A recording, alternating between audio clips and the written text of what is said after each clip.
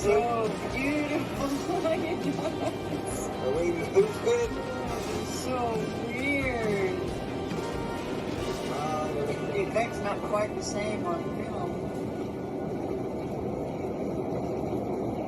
So we're on our way in a snowstorm to go try to find someone who's lost in the woods. You'll say a prayer.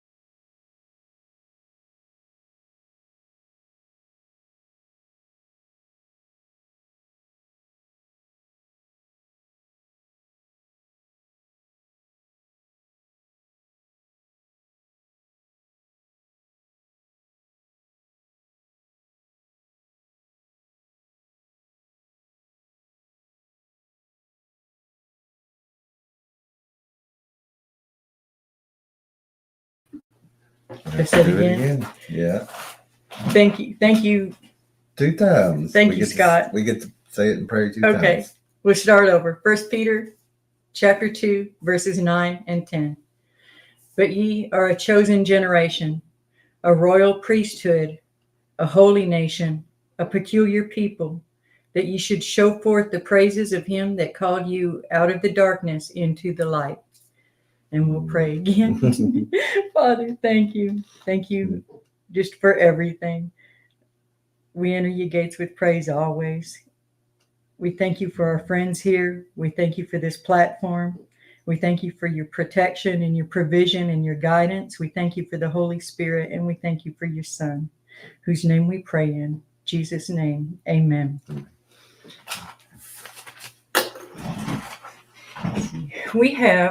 I am LeadTrackerE, and this is Jerry Williams, and we have 4 Facebook pages. We have the LeadTrackerE page, the Choctaw Missing and Murdered Woman, WOMBMAN, and Son Center and Database. We have the Predator Bigfoot and Spiritual and the Spiritual Warriors Path. That's our newest one. And then we have Choctaw Missing and Murdered Woman, WOMBMAN, and Son Center and Database. And we also have the LeadTrackerE channel, and we really appreciate your subbing to that as well. As we'll share some of the same things. It's our backup channel, and we also do some different segments on that one as well. Our post office box is 655 Antlers, Oklahoma. And the Bigfoot documentary DVD, Oklahoma Bigfoot Predator Watch, Antlers and Surrounding Areas. That's $101. You can use Cash App to get that. The new book. Usually have 2 books right here. Oh, we got one right here. There we go. And one behind us. And one behind us. Actually, I think if you'll do this, I've got the. Let's see.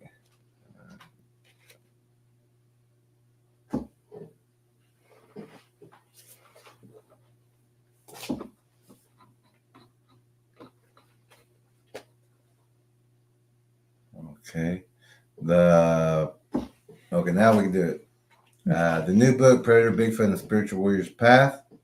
That's on Amazon, and apparently Amazon has lowered the price for the book, so it is cheaper now. But they did say that we will still receive the same amount of royalties. I don't see how that works out for them to profit, but right now this book is maybe $6 cheaper. So you can go and get that at a cheaper rate. They say we still will receive the same amount of royalties, but we'll see what happens. But at least you would benefit getting it cheaper right now. Let me put a picture of that up. That is the new book, Predator Bigfoot and the Spiritual Warrior's Path. And here is the book plus the DVD. You get that sent to you also. The DVD shows you places we don't want people to go, but we show you what's there. A lot of if you watch this, you'll see some of the places that we went into. We show you where these traps are, what to look for, where they're going to be at, and how to stay safe and deter and help your family. But the DVD and the book go together, plus the new one is coming out also. So also we don't know how Amazon's going to do that, so we're going to, with a suggestion of a friend, one of our tracker friends, we're going to open up an Etsy store. That's where we'll have our own personalized tracker shirts that you see when we're wearing in the field. We have another tracker whose daughter is going to make the shirts and everything for us. So it's kind of like a tracker kind of helping each other out. So we're going to go with them. And there you will be able to get books, tracking videos, handbooks, art, coffee mugs, hats, water bottles. Just like this coffee mug here. Right. And this one is the shop that we have on spreadsheet, but they too, we would think would be taking more than a fair share. That's what we would say. And that's why we're going to try to move to the Etsy with people that we know, and it'll benefit them as well. Let's see, the new Spanish version, this is the poster here, the Predator Bigfoot and the Spiritual Warrior's Path. That book is out already, but arriving soon. We're going to have the new Spanish version of Predator Bigfoot and the Spiritual Warrior's Path, which is Pa Grande del Predador y el Sendero del Guerrero y Spiritual. And then the new book that we're working on, it's in the process. Plus, we're going to have to do some proofing. But that is the new Predator book, the second book. It's called Vessels of Hope versus Agents of Darkness. And here is the new book cover for the new Spanish version of Predator Bigfoot and the Spiritual Warrior's Path. And here is the new book cover for the new Predator Bigfoot book called titled Vessels of Hope versus Agents of Darkness. And that's a very faith-based on what we're going to be seeing, going through. Most people have already been through this, and you need to know Jesus, and you need to know God and how real everything is. We also have two other streams. One is Standing Feather Stories. We just did a segment just the other day where we trace back and we show people where this information comes from, where the knowledge was gained.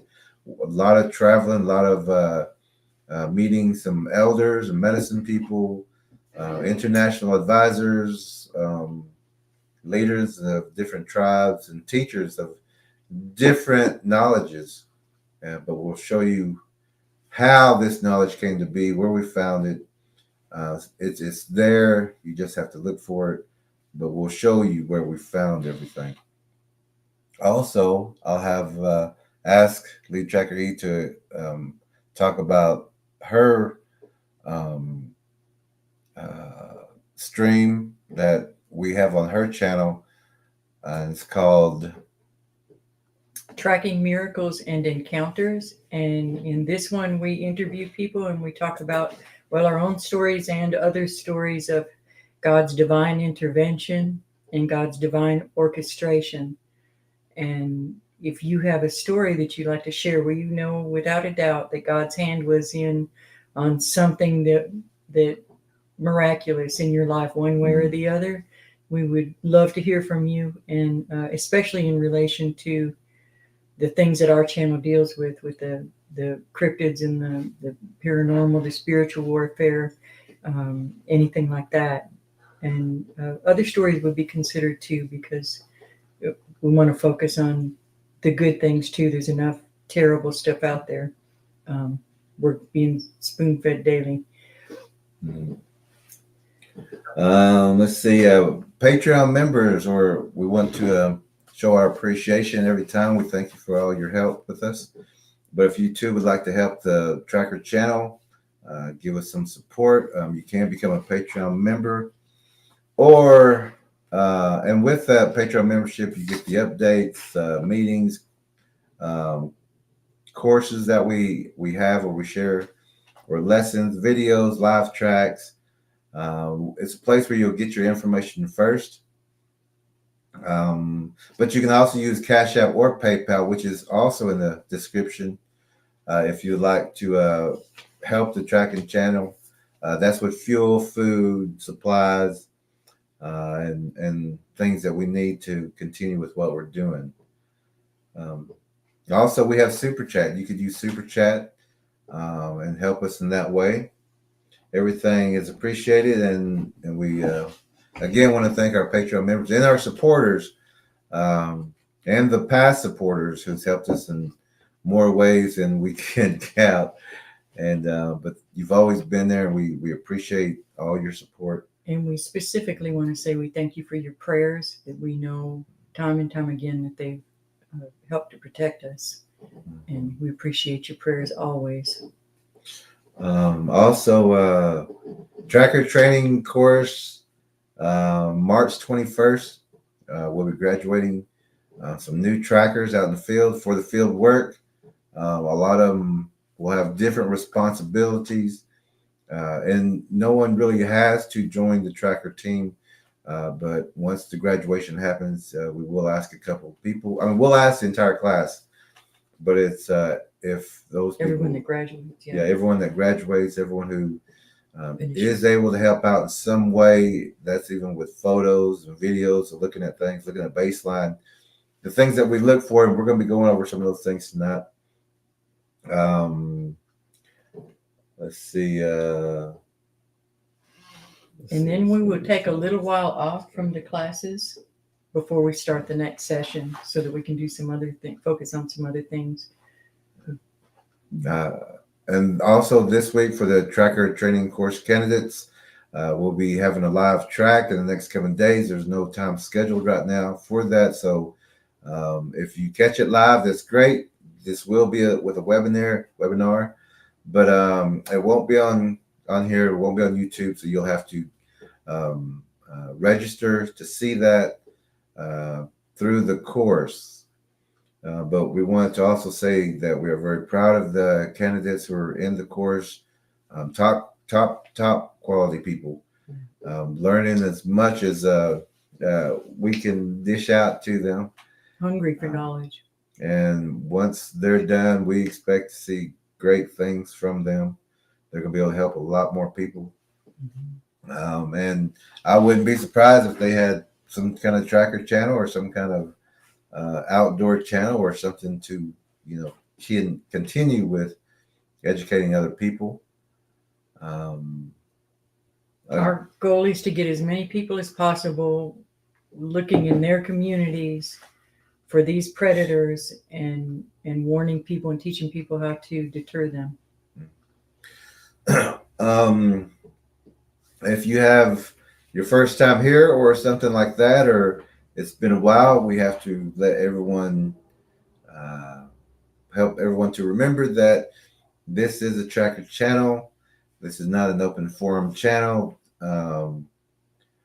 Here we do the updates, the interviews, tracker lessons, live tracking videos, tracker meetings, the tracker training course candidates. It's designed for our trackers and our new trackers to share information If they're not in the meetings, we share this or updates afterwards to all the trackers. It was originally designed for 10 trackers. We've expanded and we've gained some new friends by letting everyone listen in to the meetings, and then our friendships have grown that way, and we'd like to keep it that way. So we're trying to have it to where there's no conversation starters. That's people who want to talk about other channels or other Super Bowls or Moz Bean Pie or something. But we'd like for everybody to keep the conversations not at all, if possible. Yeah, to a minimum, other than, greeting everybody in the beginning and then questions at the end. But we want to be respectful of our guest and just keep it down and pay attention, because there's oftentimes life-saving information given. That's the whole reason we're doing this. So we're glad you're here. Yeah, we're very glad you're here. But no trying to distract from the lesson or from the guest. Now, the comments will be read. We will be saying hello in the beginning, before the lesson, or before the guest, or before the interview. And sometimes here and there throughout, but in the, like, I think right here in the midway, we will most likely stop and catch up and say hello to someone who may have came into the room, or if there is a question that we can answer real quick, we'll do that also. But also in the closing, that's when we'll have the comments and the questions related to the stream. And what we mean by that, if we have a stream on tracking or if we have a guest, the topics are related to what the guest was talking about or the lesson. If we have a lesson about tracking and you come in with a question about frequency, we're going to overlook that one because that has to do with another stream, and we've already done some on frequencies and things like that. We invite and other videos. Yeah, we invite you to check out. We have hundreds of other videos and live streams covering a lot of different subjects. Some we'll go back over again, but you may already find answers to your questions in those videos. Okay. And we'll have our guest on about 7:40 p.m., which is only about 10 minutes, and maybe just right before that. But we're going to go over the comments first, the opening comments, and say hello to everybody. And remember, halfway through, if we need to take a break or something, when we get back, we'll go through more comments. But if not, save your questions and comments for the end, for the guest, or for the topic related. And then put them in all caps. It makes it a little easier to make sure we don't miss any of them. Mm-hmm. All right, we're going to go back through comments. Yeah, we're going to go back through. We were saying hello to a couple of people there. Let's talk about who's in the room. Hi, Lorna. Oh, Lorna. And Graybeard is here. Cobalt is here. War Chief. Graybeard says, small crowd tonight. I think everyone's out on a date. It's filling up, though. And there's other streams going on at the same time also. And we're not really designed to be a big. It's just whoever wants to learn and get the information. We're here. Southpaw's here. Where's Southpaw? Oh, Southpaw. All right. JR is here. JR. War Chief is saying hi. Cubinator's in the house. Cubinator is our guest tonight. He's already backstage waiting, and we'll get to him. He's chomping at the bit back there. We can see him. Share some information. And Wedge is back. All right. Hey, Wedge. Good to see returning people. Let's see. Everybody's saying hi to each other. Good. Let's see. We'll scroll down past everyone's greetings to each other. Unless we see a new. Right. Miss Judy Wheeler's in the. Hey, Judy. House now. Hey, LeadTrackerE is here. All right. I like that. Just praying for everything to work out smooth for you. Cubinator, E and J. All right. Hey, this sounds like that. There's Scott's Live. Where's Scott's Live? Hey, there's Scott's Live. Scott's All Live, right. we're gonna make you a moderator too, but couldn't find it. Yeah. We wanted to give War Chief a little extra help, but I think we got it plenty covered. Okay. Everybody saying hello. Hello. Everybody saying hello. Or she said we was muted, but we're good now. There's Bernice, Tracker B. Y'all listened to her the other night. Yeah. Was that last night already? Night before. Not before. Scott, it was the other night because Scott's Life says, Lorna, really enjoyed your interview the other night. Oh, Lorna yeah. and Yeah. Bernice were on together. The ghost one. And Bernice, you have been missed, my friend, Scott says. Wow. Everybody saying amen. Oh, man. Amen. Eddie Petch is in the room. Eddie Petch is in the room.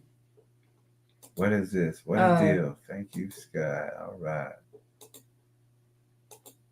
Eddie Petch. Everybody saying hello to Eddie. Eddie, did you send Mary an email? Oh, yeah, she was the other asking day? about that. We just want to make sure before she opens it, want to make sure you weren't hacked or anything. Mm-hmm. Great Beard says, I can recommend the book, Worth Every Penny, for the information given. Thank you, Gray Beard. Thank you, Gray Beard. Thank you, Gray Beard. Cubinator is reloaded and looks like he's loaded. Judy's saying, you better not Eddie. be loaded. We need him thinking clearly. All right. War Chief says it's a real lifesaver. Thank you, War Chief. What does the mug read? It says the trackers, the Bigfoot experts, Jerry Williams and LeadTrackerE. Oh. The trackers, the Bigfoot experts. I tell you what, Jerry I Williams could never work on LeadTrackerE. the Home Shopping Network.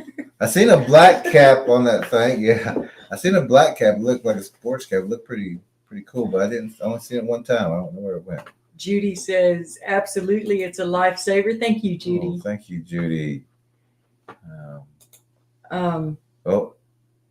He says resend the link, but he must be. Yeah, he's connected. Graybeard says, nice job. Charlie. Hey, Charlie. Budden. Right? I always appreciate your comments, Charlie, when I'm in other chats. You got a lot of wisdom. It's very clear. You're a strong believer. Right. Glad you're here. It looks like a lot of people know you, so okay. Red flags are down. Christian Pratt is here. Saludos, Christian. Saludos, Christian. Charlie says, hi, Scott and everyone. Been lurking and listening. Oh, good. All right, everybody saying hello to Charlie B. Christian is here. Hippie Day. All right. Everybody saying hi to Charlie. Charlie saying hello to everybody and Christian. Wedge is saying hello, or Charles is saying hello to Wedge. Happy day. Night Stars is with us. Hey, Night Stars. All right, Night Stars. I got all of them. Jody Albright. Hey, Jody. Where's Jody? The Purple Jay. Jody Albright. Says, hello, everyone. How wonderful to catch you live. You both are looking wonderful. Well, thank you. Where have you been? That's the question. We're going to see why we're so glad to hear you. Yeah.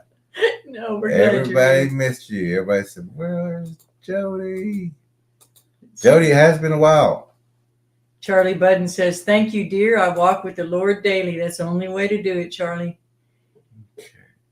Lyrical Jazzy's here. And Lyrical Jazzy.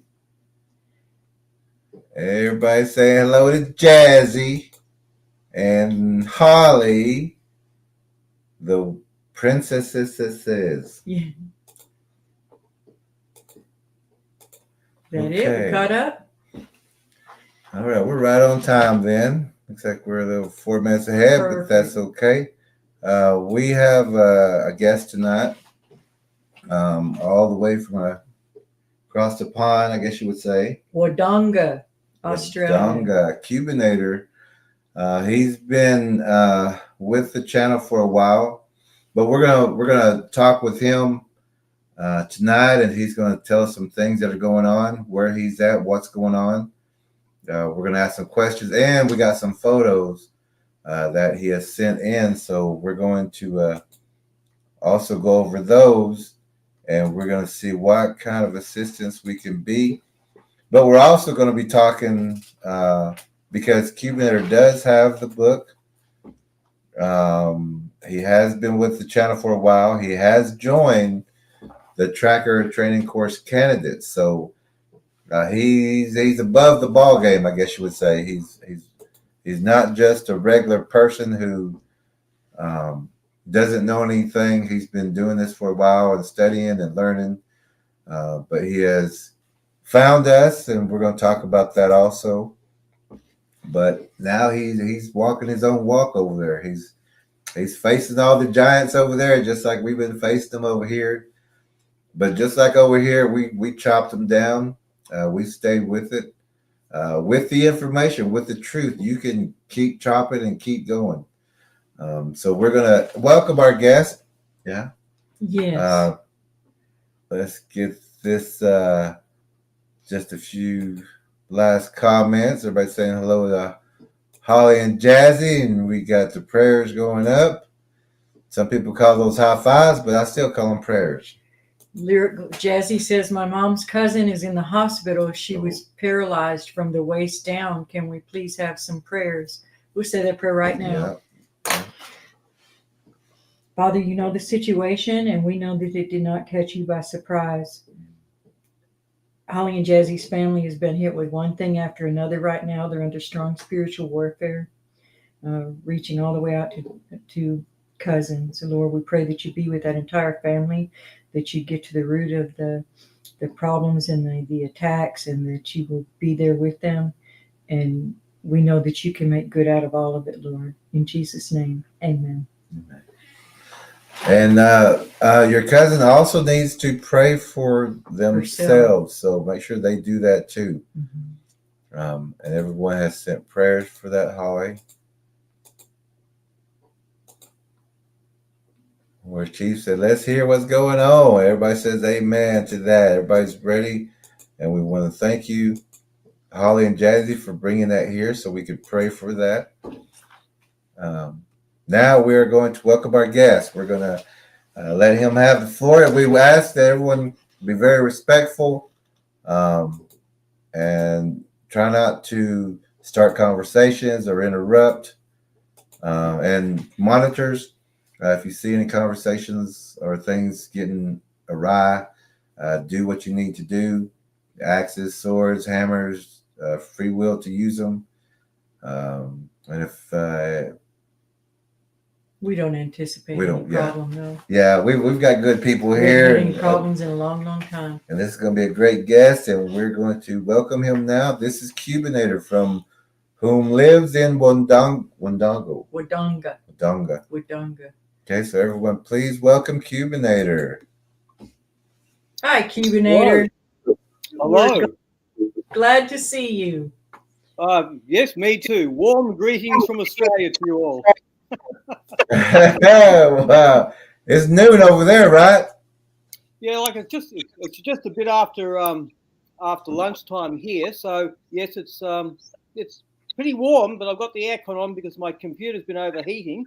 So every so often during the interview here, if the terrain behind me looks a bit strange, I'm putting the back of the computer up against the air conditioner to cool it down. And I apologize in advance for all the technical issues that I've been having here.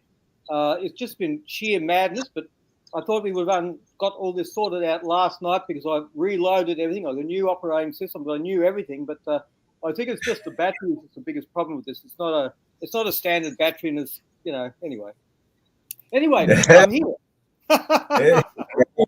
And during it, if you need to take a break to do something different with the computer, just let us know. People can refresh their drinks or go to the restroom, whatever they need to do. Okay. So it's okay. Look, however it goes, look, it's an honor for me to be here, and I thank all of you. You've been so welcoming to me, and I mean, look, I'm just an Australian. I'm just despite my strange life, I'm just an ordinary guy, basically. Like, or at least I've tried to be an ordinary guy. It hasn't always worked out that way, but you know, it is what it is. And I thank you all kindly. And the information you've provided is a real life changer for me, because I've done a lot of bushwalking travel in the scrub here, and I'd have encounters with things and strange, you know, chill sensations on my skin. And this is right back from when I was, you know, a teenager. I'm 62 now. And, you know, these things would happen. And I'd be thinking something is around me here. It doesn't feel friendly. It feels hostile. And I need to get the hell out of here. I need to walk away from here. And this is what I would do mostly. I mean, it would frustrate me very greatly that I've got a full pack of supplies. I want to spend a couple of days out here in the scrub just basically sleeping under the stars, and I'd find there's something around me. And, you know, this is even before I could smell anything. I'll be getting chills on my shoulders, on my chest, on the back of my neck. And I just thought, this is something warning me that I should not be here. And I wouldn't go on, I suppose, public trails. I would always go into the scrub, into places where I probably should never have been. But I'm lucky to be here. So okay, so look, ask away, and I'll do my best. Well, mostly what we do, we like to start with your most recent activity. We'll take notes. Unless there's just some dead space, we won't ask any questions because we don't want to interrupt you. You can start from what's going on now and then take us back, tell us about your encounters and experiences. And then if you would let us know how specifically the book has been helpful to you or useful to you, and then we'll take it from there. That's enough to get started for sure. Yeah, let's start with Most recent activity that you know of that you've been going through. And I know you've been going out with looking for things from the course, but like if you had what's going on over there, the encounters, experiences, what's going on? Look, this is a very funny town. It's basically designed as a small rural city. The population has swelled in recent years, and mostly, like, you know, it's a common saying here that nothing ever happens in Wodonga. Nothing ever changes. Of course it does. And most stuff that does happen, I mean, a lot of people don't know because they're not paying attention to it. We've got, you know, housing estates expanding out into the bushland, which brings the bushland closer to us. So my recent thing is, I mean, I look after my elderly mother. That's my full-time job now.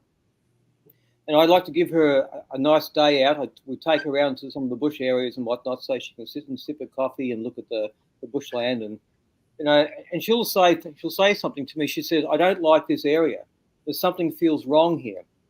My instincts tend to be fairly strong, and I'll tune into the area and I'll think, you know, she's right. There's something feels off here, you know. And I'll just say to her, "Look, stay in the car. I'll get out, close the door. I'll have a walk around there, and I'll just to see what I can feel." And mostly, a lot of areas around here feel like cursed ground, like something very bad has happened here. But the trouble with Australia, this is an ancient land. A lot of bad things have happened here, and even before colonisation, there's a feel here that something very, very bad happened a long time ago. I wish I knew what it was in a way, but I don't. But I'd take her out into these scrub areas and sometimes around the new housing estates. And I'd be looking, you know, at these trees, and I'd be thinking, why is that tree branch pulled down like that? What's going on there? You know, this was before I even got your book. I was looking at these areas, and it just felt wrong to me. And I thought, I can't fully put my finger on this. I'm looking at, well, obviously blinds and pull downs. And then I look opposite, and I think, you know, there's a children's playground just built here.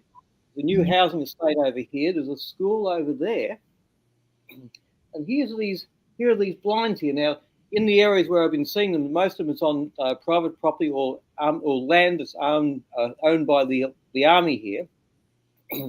And of course, you know, you can go to jail if you're trespassing on army land. But I would see that these strange things here, and I'm thinking, what's going on here? You know, this is very, very strange. And the more I go into the areas that I've been going into for decades, I was noticing more and more there was strange little things like like sticks pulled together to hide something behind, you know. And I'd be thinking to myself, this is particularly weird. This is what could be doing this? In particular, I'd find like you would have some pine trees and pine species of trees, and you'd have these little, almost like woven sticks. They're woven in something like a loose pattern, and it looks like that something could hide behind there. And I'd think, this is weird because these sticks belong to gum trees. The gum trees are, 10, 20, 30 feet away, and there's no way that the wind could blow these sticks into this particular pattern. And even before I found your channel and your great pictures and your book, I was looking at those things thinking this is very strange. And every so often I would feel a chill on my shoulders, and I'd think, there's that chill again. Something's going on here. And I thought, well, I've got a chill, I've got something going on here. It's time for me to withdraw and leave. Now, I wouldn't run from these places. My grandmother told me a long time ago, whenever I'd have a chill on any part of my body, she told me, stop, step back, feel that, and then get out of the area. Don't run, never run. Just withdraw. And that's what and that has always stuck into my head. She's been gone now for 30 odd years now. And that advice has always stuck in my head, that whatever's going on here, there's something's going on that my senses aren't telling me. But perhaps the Holy Ghost is with me saying, hey, Ross, danger here. It's time for you to get out. So that's what I would do. So even before the finding this great information, this life-saving information that you have here, I knew that there was something going on. And during the pandemic, here in Wodonga, Victoria, we had the worst lockdown procedures anywhere in the world. It really affected a lot of people adversely. It was a very, very difficult time for all of us, and particularly people who didn't take the arm smack. And I was one of them who didn't take the arm smack. I just wasn't going to have it. It cost me a lot of friends and family. And to this day, a lot of those rifts have never been healed. And it was very hard, but I knew there was something wrong. I'd have chills, when I'd see long lines of people lining up for this thing.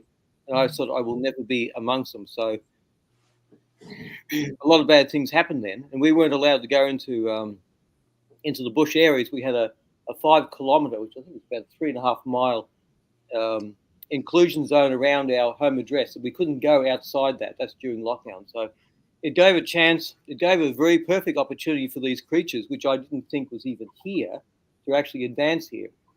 And that was something when I I found your channel and the book through Paranormal Roundtable. Was that Wolf's channel, which was quite something he advertised ahead of time. And I thought, Bigfoot tracker, predator tracker. And I thought there's something about that just drew me to the channel. I watched the show.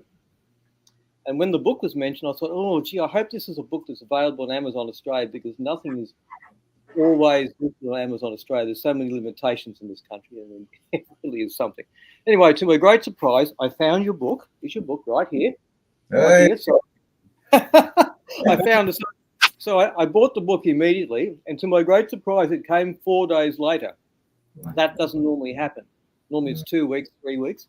Oh, wow. So I read it in 2 days flat, and I had 50% of the time I had tears rolling down my eyes, because I thought, these people get it. They know what I've been feeling for decades. I'm not a believer in the Yowie creature being our spiritual friend and just wants to impart spiritual gifts to us. The only feeling that I've ever had from these creatures is that they want to eat me. That's the only spiritual truth I've ever gotten from them. So it's really something that, I was nodding my head the whole time with this wonderful book. And I thought, right, I've got to start joining a few of the groups here. I've got to find the YouTube channel. So, look, I've got to admit, I was very nervous, because I'm just an Australian person, and Australians, we put our foot in our mouth and we insult people without intending to do so. And quite a few times, I was getting a little bit too familiar with LeadTrackerE, and I said, "Oh no, I've upset them. I've insulted." So I was apologising the whole time because I thought I don't want to insult any of you guys. I just found that this is almost it's information that I've been looking for all my life, and when I started reading through the book and thought, this is these blinds. That's when I reached out to you, Jerry, and I said, look, I'm seeing some of these structures around here, and I was thinking, it cannot be. There's no reports in this town of any yowie activity, but it's a very creepy place. We have a council that puts a lot of walking tracks and cycling paths in the creepiest areas around here, and nobody with any sense of sanity will go on these areas. Now, doesn't say much for me, I guess, because I have gone on these areas, and this is something that I will always do, is go into areas that that feel a bit off to me, feel sus, suspicious. And I wonder, why is it that way? Why does it feel so wrong? Why does it feel something wrong here? And even when I wasn't seeing fully what I'm seeing now, I would feel that it was a great deal wrong. It felt like cursed ground, like something very bad has happened here. So that's what basically has started me off. Once I got your book and studied, I've read a dog ear every page on there, make little notes. And I thought, right, this has to be theoretical around here because we don't have predators here. We just simply don't. And then the more that I would think about it, I thought, well, wait a minute. What about Hunchback Hill? I thought this was strange because I know there was homeless people living up there. And when I was walking up there, I'd find campsites that were apparently abandoned, but the people would leave their shoes behind. And the roads and paths here are not something that you're going to leave your campsite behind and walk barefoot. Nobody will do that here. Of course, I report this to the police, and let's just say our police are less than helpful around here. If we have a problem, you really have to sort it out yourself and try to. I'm not suggesting anything illegal. I'm just saying we'll have to cover your tracks because that's the only way that you can do things here. It's just too many. I have a police officer living down the end of my street. And he must know the troublesome area that he's living in, and yet, nothing happens. Nothing happens. So it just so. I lost track of what I was saying. I digress. I'm sorry about that. You're doing wonderful. I said it was. You basically just said that the police are less than helpful, and you were talking about the homeless abandoned camps. Abandoned campsites. Look, I used to do a lot of waterfall photography in the winter here because we have water will just literally spring out of the ground. And what my specialty was to find a small waterfall, and I would get underneath the waterfall and lie across a small rock or a log or something. I'd aim the camera up at the waterfall to make the waterfall look very much bigger and much more powerful. It was a real specialty for me. But I'd be noticing that every area I went into, it seemed to be different from the day before. And it just felt so creepy and so wrong to me. And I've always taken notice of my feelings. And I remember one time I was scouting up in this particular hill where apparently nobody says there's yowie there, but they all say it's creepy. And they all say that, if you want to do a mountain bike ride, there's better tracks than up there. But one day it was 4 o'clock in the afternoon. It was winter. It was in May. And I was noticing there was a fog. And the fog was descending down the hill. And I'm looking at this fog. And I thought, this is peculiar. I had my camera set up to do a waterfall shot. And I thought, I'm looking around down the hill. There's no fog there. There's no fog where there's a stream right here, and there should be a little bit of fog there. And I thought, this is moving down. Very peculiar. And I started to walk up towards it, and then I had this funny chill again in the front of my chest, and I thought, I need to leave. So I didn't even bother packing up the camera. I just grabbed the tripod and the camera and the pack, and I just went, and I just left. And that was just basically that. I've had a number of experiences up there during the year, like over the last couple of decades. And each one suggests to me that there is something there. I suspect there's a portal across the road from this particular hill, again near like a little waterfall, because there's always eerie feelings there. There's always something that something happens. One day I was meditating in my car one day, and something hit the corner of my car. Now I had both doors locked, and something had absolutely pushed the edge of the car down. I had a movement in my right eye, and I thought, now, what was that? You know, and I argued with myself, I should get out, I need to investigate what this is. And I thought to myself, what am I doing here? This is not an area that I need to be in. And I thought, here's another creepy encounter that I've had at this hill. I need to leave. So I just simply made sure the door was locked, and I just peeled out of there. You know, I didn't bother putting my seatbelt on. I just thought, no. So there's been a number of things happening. In many ways, I think that, you know, I could have easily been taken by something. If I had simply ignored the chill feelings, the cold sensations I get at the base of my spine or around my body, I could have easily been taken.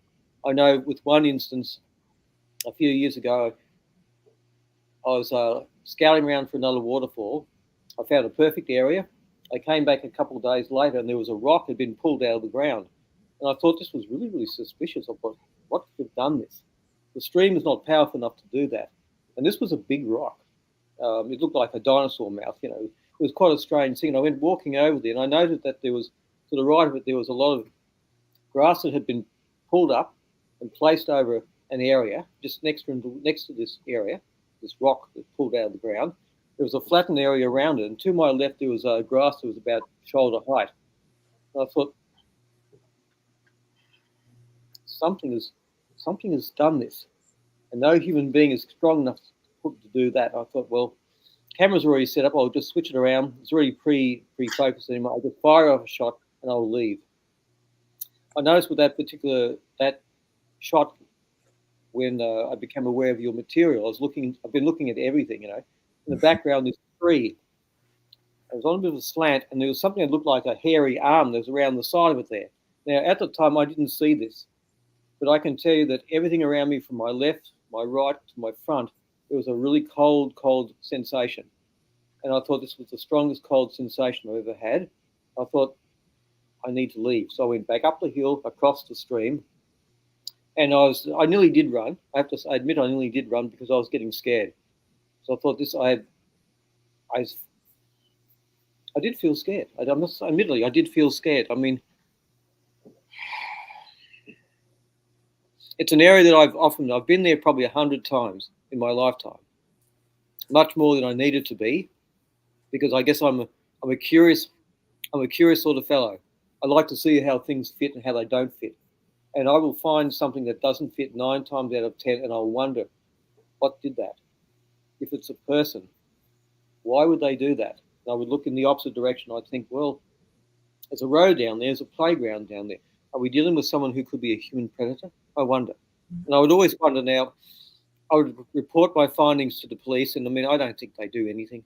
You know, it's a case of just basically having to, excuse me, it's a case of having to largely deal with the situation yourself. And if you have to take a few mates around there to deal with the situation, if there is something going on there, then that's what you have to do. It's not always the way I would like it's to do it. It's 1 o'clock. Oh, I'm sorry. If you heard that, that's my computer talking to me, telling me the time. I should turn that off. Anyway, so that was in the years past. This year, our lockdowns lifted a year ago. Oh, excuse me again. Lockdowns lifted. Oh, I have to say, this peppermint oil in water, it must be an acquired taste. I'm sorry, I just haven't acquired the taste for it yet. It's just, oh. Nose starts running, eyes start running. Everything. So We didn't say it is good for you. It's eye-watering, you know. Anyway, so this year, you know, I'd largely lost my taste for landscape photography. I used to do a lot of infrared photography around in a lot of these areas that feel creepy as well. In hindsight, I mean, I was either crazy or just unconsciously brave. And I don't know which. I really don't know which, because I went into areas I had no business going into. And I would take note of things I would see in my surroundings and wonder, why is that tree pushed down? Is that a cave in the tree roots at this embankment here, where there used to be a platypus there, which I used to try to photograph the platypus. It's gone now. I presume it's been eaten by something. But I'd largely lost my photography sense. I've still got my camera and my great lenses. I mean, my camera system owes me about $7,000 in lenses and everything else. But I mean, at the time, I would just simply save my money and I'd pay things off, and I'd sell whatever I didn't really need in order to finance my camera kit. It's just simply how I would do things. No one would give me anything. I would just simply do it. So, I mean, I bought some lenses off a good friend of mine he was actually the man who helped me install the new operating system last night. And, I mean, look, it's a learning curve. I mean, I was hoping that nothing would go wrong, but I did pray to Jesus to give me the insight to fix it myself. So I'm going through Opera IT, and this is how I've come into StreamYard through Opera. It's another Apple operating system. I'm going to have to figure out later on how to undo it now or do something with it. Anyway, I'm not a tech person. I'm just not. Either. So this year, I mean, I saw Wolf's show. I got the book, and I wondered, I thought there was just something nudging me to do whatever course that you had. You have a wisdom that I wanted and that I needed to know. And I mean, I think I was just so grateful to find people, even on the other side of the world, who thought the same way as I do, who understand that these creatures are not our spiritual brothers, and they're not, they're not the protectors of the forest. They're not anything. These creatures are predators. And I've known this since, basically since 1980, where I had a very funny sort of experience when I was just 19 years of age. I didn't know anything. I was just naive. I was still quite well versed with Catholic. I was brought up as a Catholic. And I was very religious and very spiritual then, but I didn't know anything. All I had was my instinct. They could tell me something was wrong, and I would just use that instinct to get out of things, And that's one thing that I'm grateful that I have, even if it's an unconscious instinct. Now, I'm going to say to everyone listening here, whatever instinct that you have, people, you must always trust it. You must listen to it. When you've got a feeling right now saying that something is wrong, trust that 100% that it is wrong. Your senses, your ears, or your sight will not tell you what's going on. But that energy body within you knows that something is going. And your soul is telling you straight away, you must leave. Yeah. Whatever can happen to you, it doesn't have to happen. You've got to trust that sense and move yourself out of that area. Don't run. Never, ever run. Just walk away, back out of it, and leave. And while you're doing it, please pray, because I've always done that. And I mean, so many instances where I could have been taken, but I was not taken. And that's because Jesus Christ saved me. And that's just, I know I've had, anyway, I'm digressing then, so I apologize, guys. I'm digressing. No, this is important that Jesus is there and that God is there. That's important. Well, look, yes, you're correct. And I mean, it's something that human beings can take for granted. And we live in an age of deception where basically God has been diminished significantly. And Satan really is running the show here. And, the curious thing is that most people just don't see it. They don't see it. They don't feel it. Right. Even though we're not a show, we're saying not this show, though. Yeah, I hear you. So, I mean, I wanted to learn some sort of course, and I thought it's going to have to be fairly theoretical, even though we've got, funny structures. Nobody talks about predator yowies in this area. There's no sightings. But, I mean, not being satisfied with that, I thought, well, no sightings doesn't mean that nothing's here. Right. Yeah. No sightings doesn't mean that. It means that there's something not being seen. And I thought, I may not see it, but I will feel it. So I decided I will go into some of these areas, and I would not use myself as bait. That would be a little bit silly, I think. But I would go into these areas, and I would set my intention that I would go into an area and I would be safe. Nothing will jump out at me. Nothing will do anything like that. I won't fall down a mine shaft. And believe me, there's mine shafts everywhere here, and you need to look for those things. So that was my intention, and I just offer a little prayer saying, Jesus, cover me with your precious blood. Ensure that nothing takes me. Ensure that I have the insight to recognize the danger, and help me to get the hell out when I need to. Because I fully expect, I will fully expect that something like today, if something will go wrong with something, and you need to leave. So I would go into areas, and I'm looking at all these structures. And I thought, there's something going on here. But when I started finding the bows, the bows and the bridge and everything, I thought to myself, well, okay, there's something here. I've got to come back with my camera. The best lens I've got is the least sharpest one, which is my 180mm lens, and that one shows the most clearest pictures of things. So once I started recognizing, and look, I've got to thank you, Jerry. I mean, you were seeing in those images far more than I was seeing. But over the last couple of days, I'm telling my body that I will do the thing where I'm doing this. Yeah. And you will see, and I'm seeing, and suddenly it's like in the last couple of days, something has opened up in me, and I'm seeing it much, much more. I recognize it much, much more. And the last few times when I've gone out there and I've felt the presence of something, and the stench that's very hot on your skin, that indicates there's something very close to me, and I'll always pull out my little cross, and if you can see it here, make it. Yeah, there you go. So I have my little crucifix right here, which I will always, I always count upon. I'll mentally broadcast, I am here. I know you are here, and you know that I am with Christ.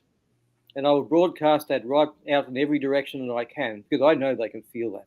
I know they can feel it. So I don't get any no panicky feelings. I think, okay, when it's time for me to leave, I know it's time for me to leave. So I will broadcast that, and I want them to know that I know that they are there. It's with the technique that you've taught us about panning, I need to do more of that. With my photographer's eye, I can pick out the contrast with my lens, and I will just find it, and I'll find it directly. This can be a bit of a problem, because once they know that I believe they will become aggressive with me.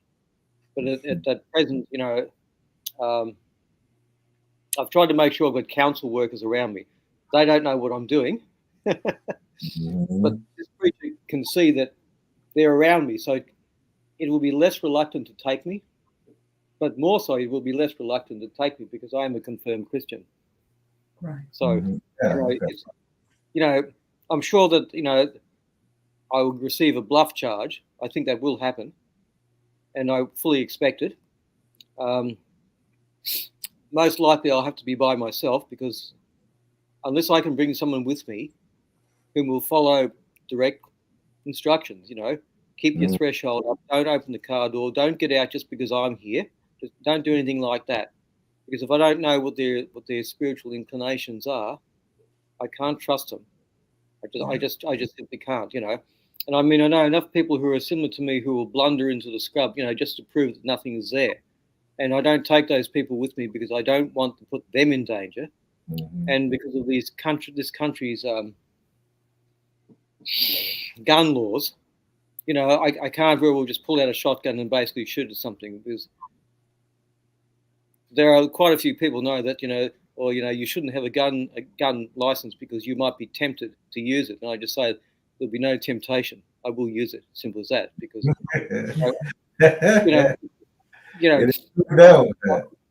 yeah, I have a very how can I say it, a Christian militant attitude.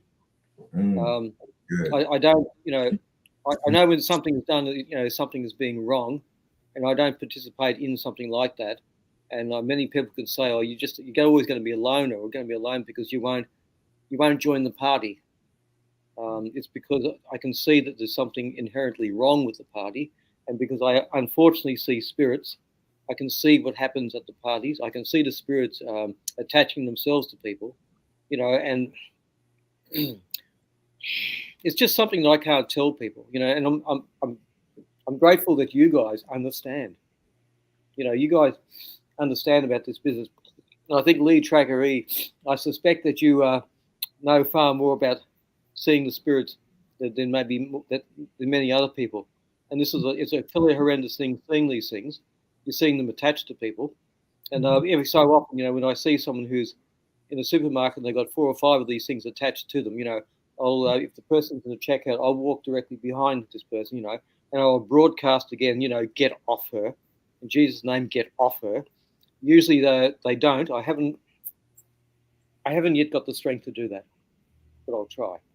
Well, those things are right. That's the thing. Yeah. You'll notice that Jesus he always would ask them first, is this what you want? Basically, because they have to wonder you're doing no good. Because they've already given a sentence some kind of way. It's just, this stuff is so strong. Anyways, just do a drop or 2. It's like 3 drops, 8 ounces of water. Or maybe switch. 3 drops. I got more. I've got about 12 drops into the thing. It's just, I think it's, I've got half a cold coming up. I've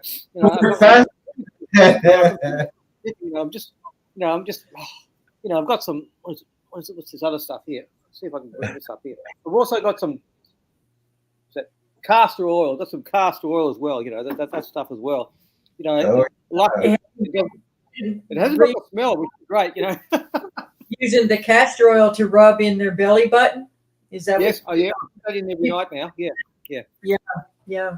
It helps me to sleep better. I mean, I can get a consistent 7 hours sleep, but last night I only got about 2 hours sleep, really, because I was concerned about the broadcast today.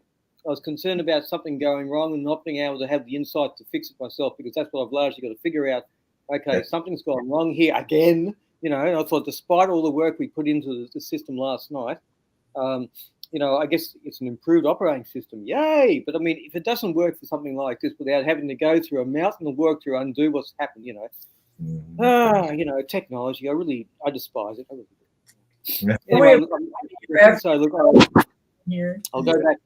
So I wanted to do your course because I really, really wanted to understand the wisdom that you've got, because, I think I know things. I do. My life experience has showed me a whole lot of things, but I'm not arrogant enough yet to think that I know it all. And I recognize when somebody is way better, way more wise than me. And and you're a Choctaw Indian. I mean, I've never met a Choctaw Indian before. And this is quite. I mean, that hat you've got, Jerry. Many years ago, when I was a child, there was what was it? It was either a movie or a TV series. I think it was called The Trial of Billy Jack.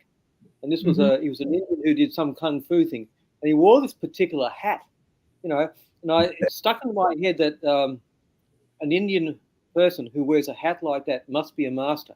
And then, of course, when I saw some of your videos when you were doing your tracking with LeadTrackerE, here's this hat, and I recognized it straight away. And I thought, this must be destiny. So I've just got to, I didn't expect to be, I never expected to be joined in the current course, and I'm so grateful. Thank you so much, for that. I just, every time I'd see a video of yours, I'd do lots of screenshots. I would write down notes. I mean, I've got about 100 pages of notes of all these things so far, and then I'd go back and relook at the video again in between looking after Mum and everything. I would put my feelings back into the scene where you were. Now, this is not psychic. I have to emphasize, this is not a psychic ability, and I do not trust such things. I just simply don't. I mean, I think it's too unreliable, and it's too open to demons to influence you. They can give you whatever you like, and I know lots of people who are psychic. Some of my friends will claim that they are psychic. Excuse me, I blow my nose again. No, excuse me. So lots of friends who claim psychic ability, and they'll say, "Oh, look, Ross, we do what you do." No, they don't do what I do, because I don't do psychic stuff. As simple as that. I mean, I think my instinct is God-given, and I'm grateful that I still have it. This War Chief says, pour some of that water out and dilute that peppermint. Thank you, War Chief. I think you're 100% correct. Yeah. It's certainly it's clearing out my nose. It's great. Anyway, so I've digressed again. I apologise for doing that. Okay. It's just, I would comment with every video that you made, Jerry, simply because I could see what you were doing, and I was becoming fearful. Even though you did these videos 6 months beforehand, there I could feel the tension in the video, and my sense was going left and right, and I thought there's a creature to the right, to their right. There's another one to their left, and there's two up to. And I could feel this whole thing. I kept saying, please be careful, please be careful, please be careful. Even though the video is 6 months old, of course, you've over and done the whole thing. Turned out all right. Yeah, I could feel these things. And it struck me one day that the chill sensations I was getting from the other side of the world from a video 6 months old was the same sensation that I'm getting over here. Yeah. And when I started finding in my photographs, when you pointed out things to me, I started thinking, well, hang on, he's seeing something that I'm not. I thought, I've got to redouble my efforts to actually see what he's seeing, and praying for the discernment and for a deeper insight into what my teacher Jerry and my teacher LeadTrackerE are seeing. So I thought, righto, this is what I'll do. Okay, so in between everything else I've been doing, like I sometimes have a 12-hour day, and today is not a 12-hour day, which is good, just as well.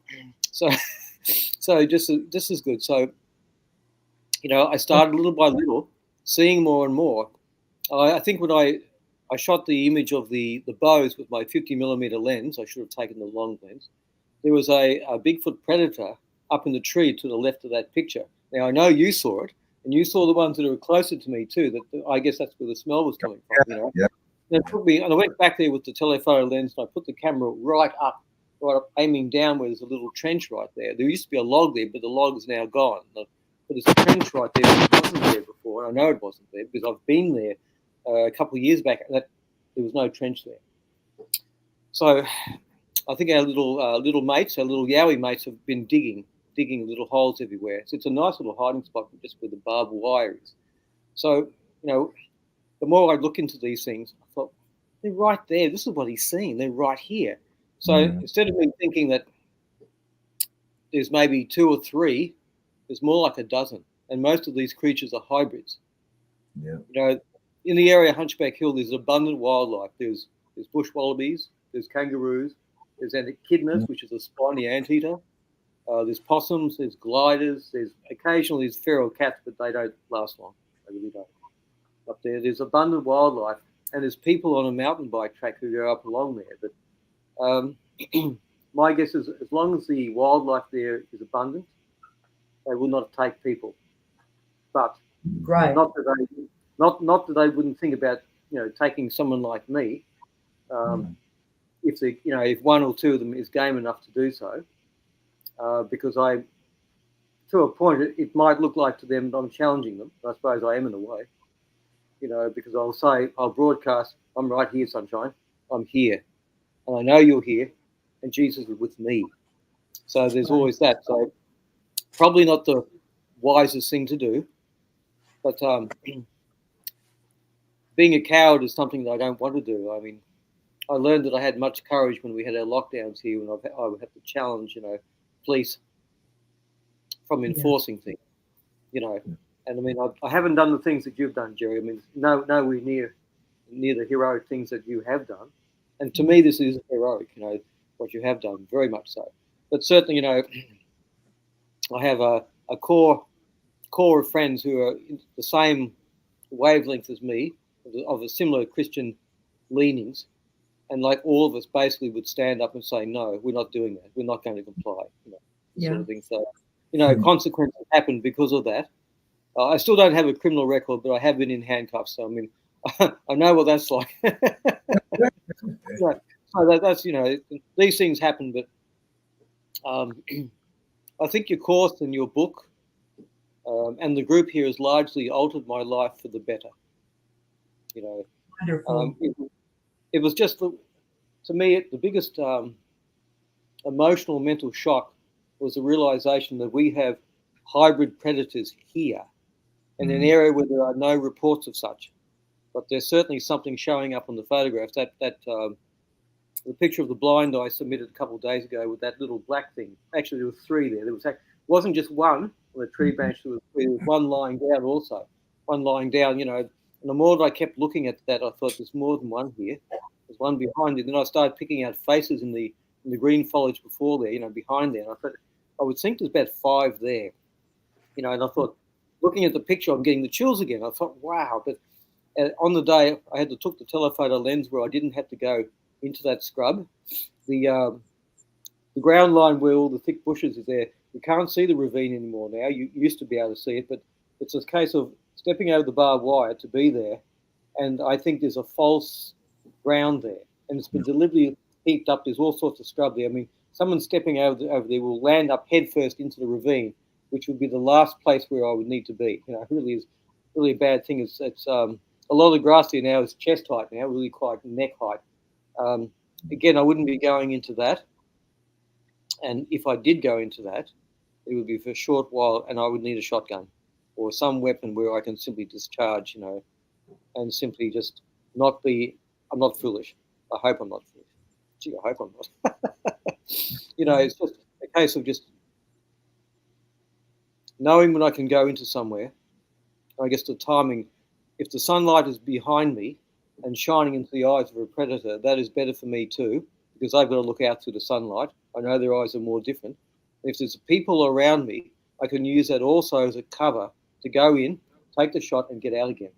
And that's something I've had being a photographer, is go into an area, get the money shot, and get out again very, very quickly. You don't have to linger. So basically it means that you preset the camera, and I don't have any auto on my camera. My camera is a fully manual camera.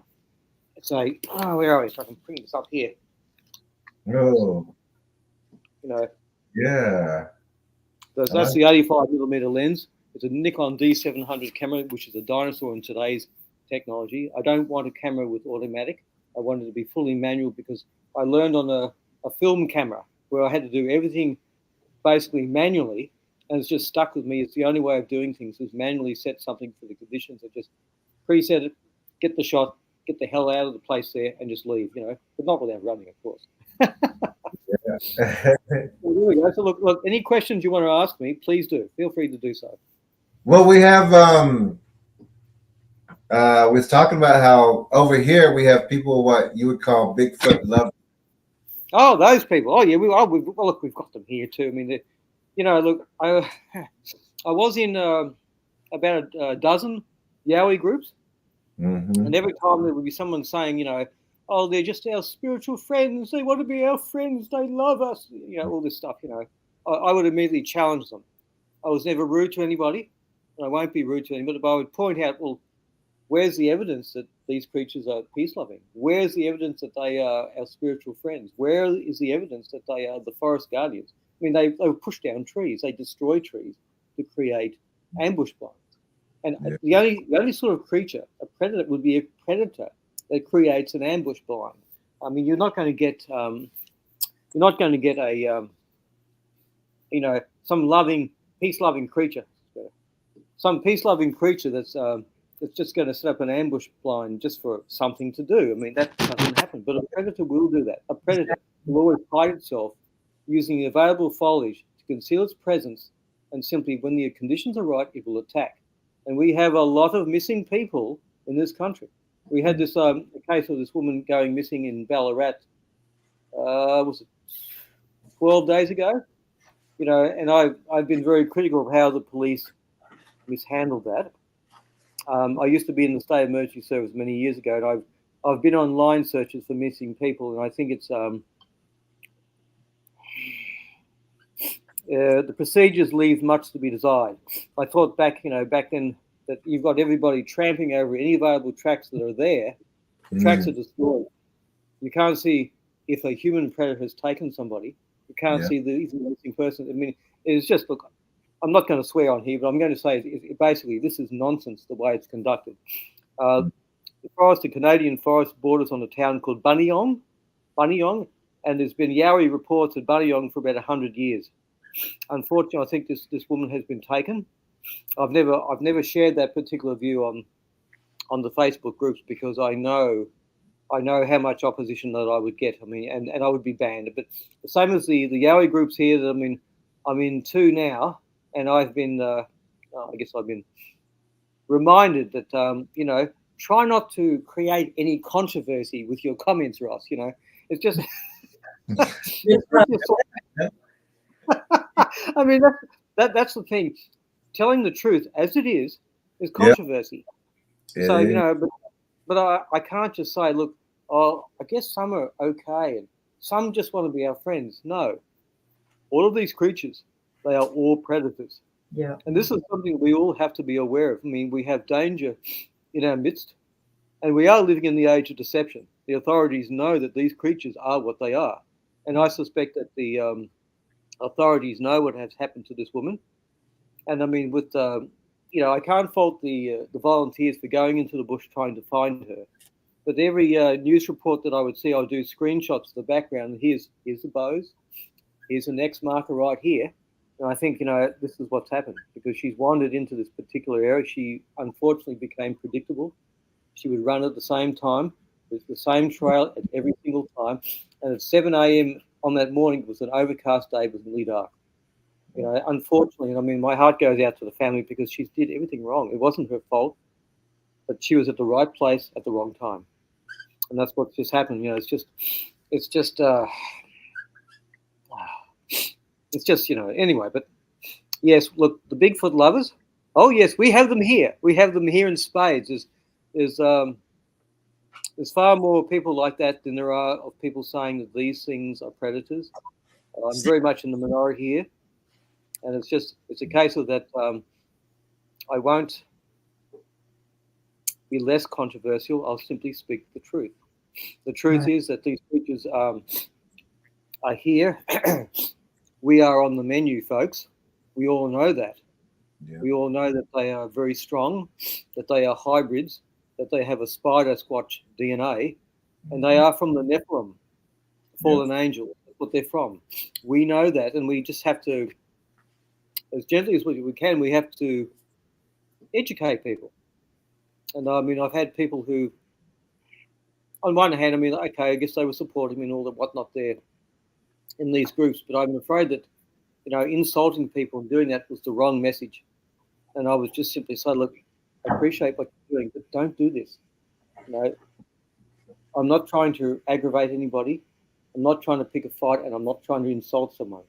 My concern is to save people's lives, and these people have to be educated. But attacking them and insulting them is the wrong way of doing that. And if you're going to do that on your own. Don't be associated with me. That's just an added burden that I don't need, really. So I mean, there's a few people who will look at this presentation and they'll think that I'm singling them out. And look, I'm not really singling them out, but those who will know, I'm sure that they'll be very angry and will send a few angry messages and most likely block me. Look, I'm fine. I can't put people around me who are going to make the job of education much, much harder. And that's the only thing that's been my aim from day one, is to educate people around here that we are facing a lot of danger. And I mean, on one good aspect here, the council puts walking tracks and cycling paths in the most creepy areas, but nobody goes into those areas. Everybody that's gone in and walked these areas, it feels wrong. It's right next to the Murray River, or it's next to the Wodonga Creek, which is a river system in itself, or this little offshoot creeks. House Creek is another one, which is a very extensive creek. It has a lot of bushland around here, but in pockets. The watercourse there is an area where these creatures will travel.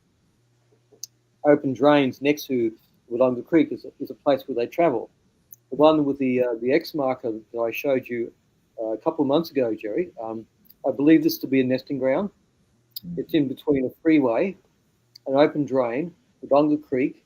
There's a cattle yard half a kilometre over the river, a little bit. There's also a sheep pen where there's a pet food and an abattoir set up. These creatures have an abundance of wildlife. There's a little forest right in there which people won't go into. I've been into it once. I didn't like the feel of it there, and I thought, something, not here. I once met a photographer who went in to photograph the wildlife. He was only in there for 10 minutes. He came out. And I engaged him with conversation. What did you find? He said, it's dead silent in there. He said, there's something wrong in there. And he said, I don't know what it is. I'm not going back there ever again. I don't advise you to go in there either. And that was that. So, you know, I found a swamp in there in the same little area a couple of days ago, which I didn't know was even there.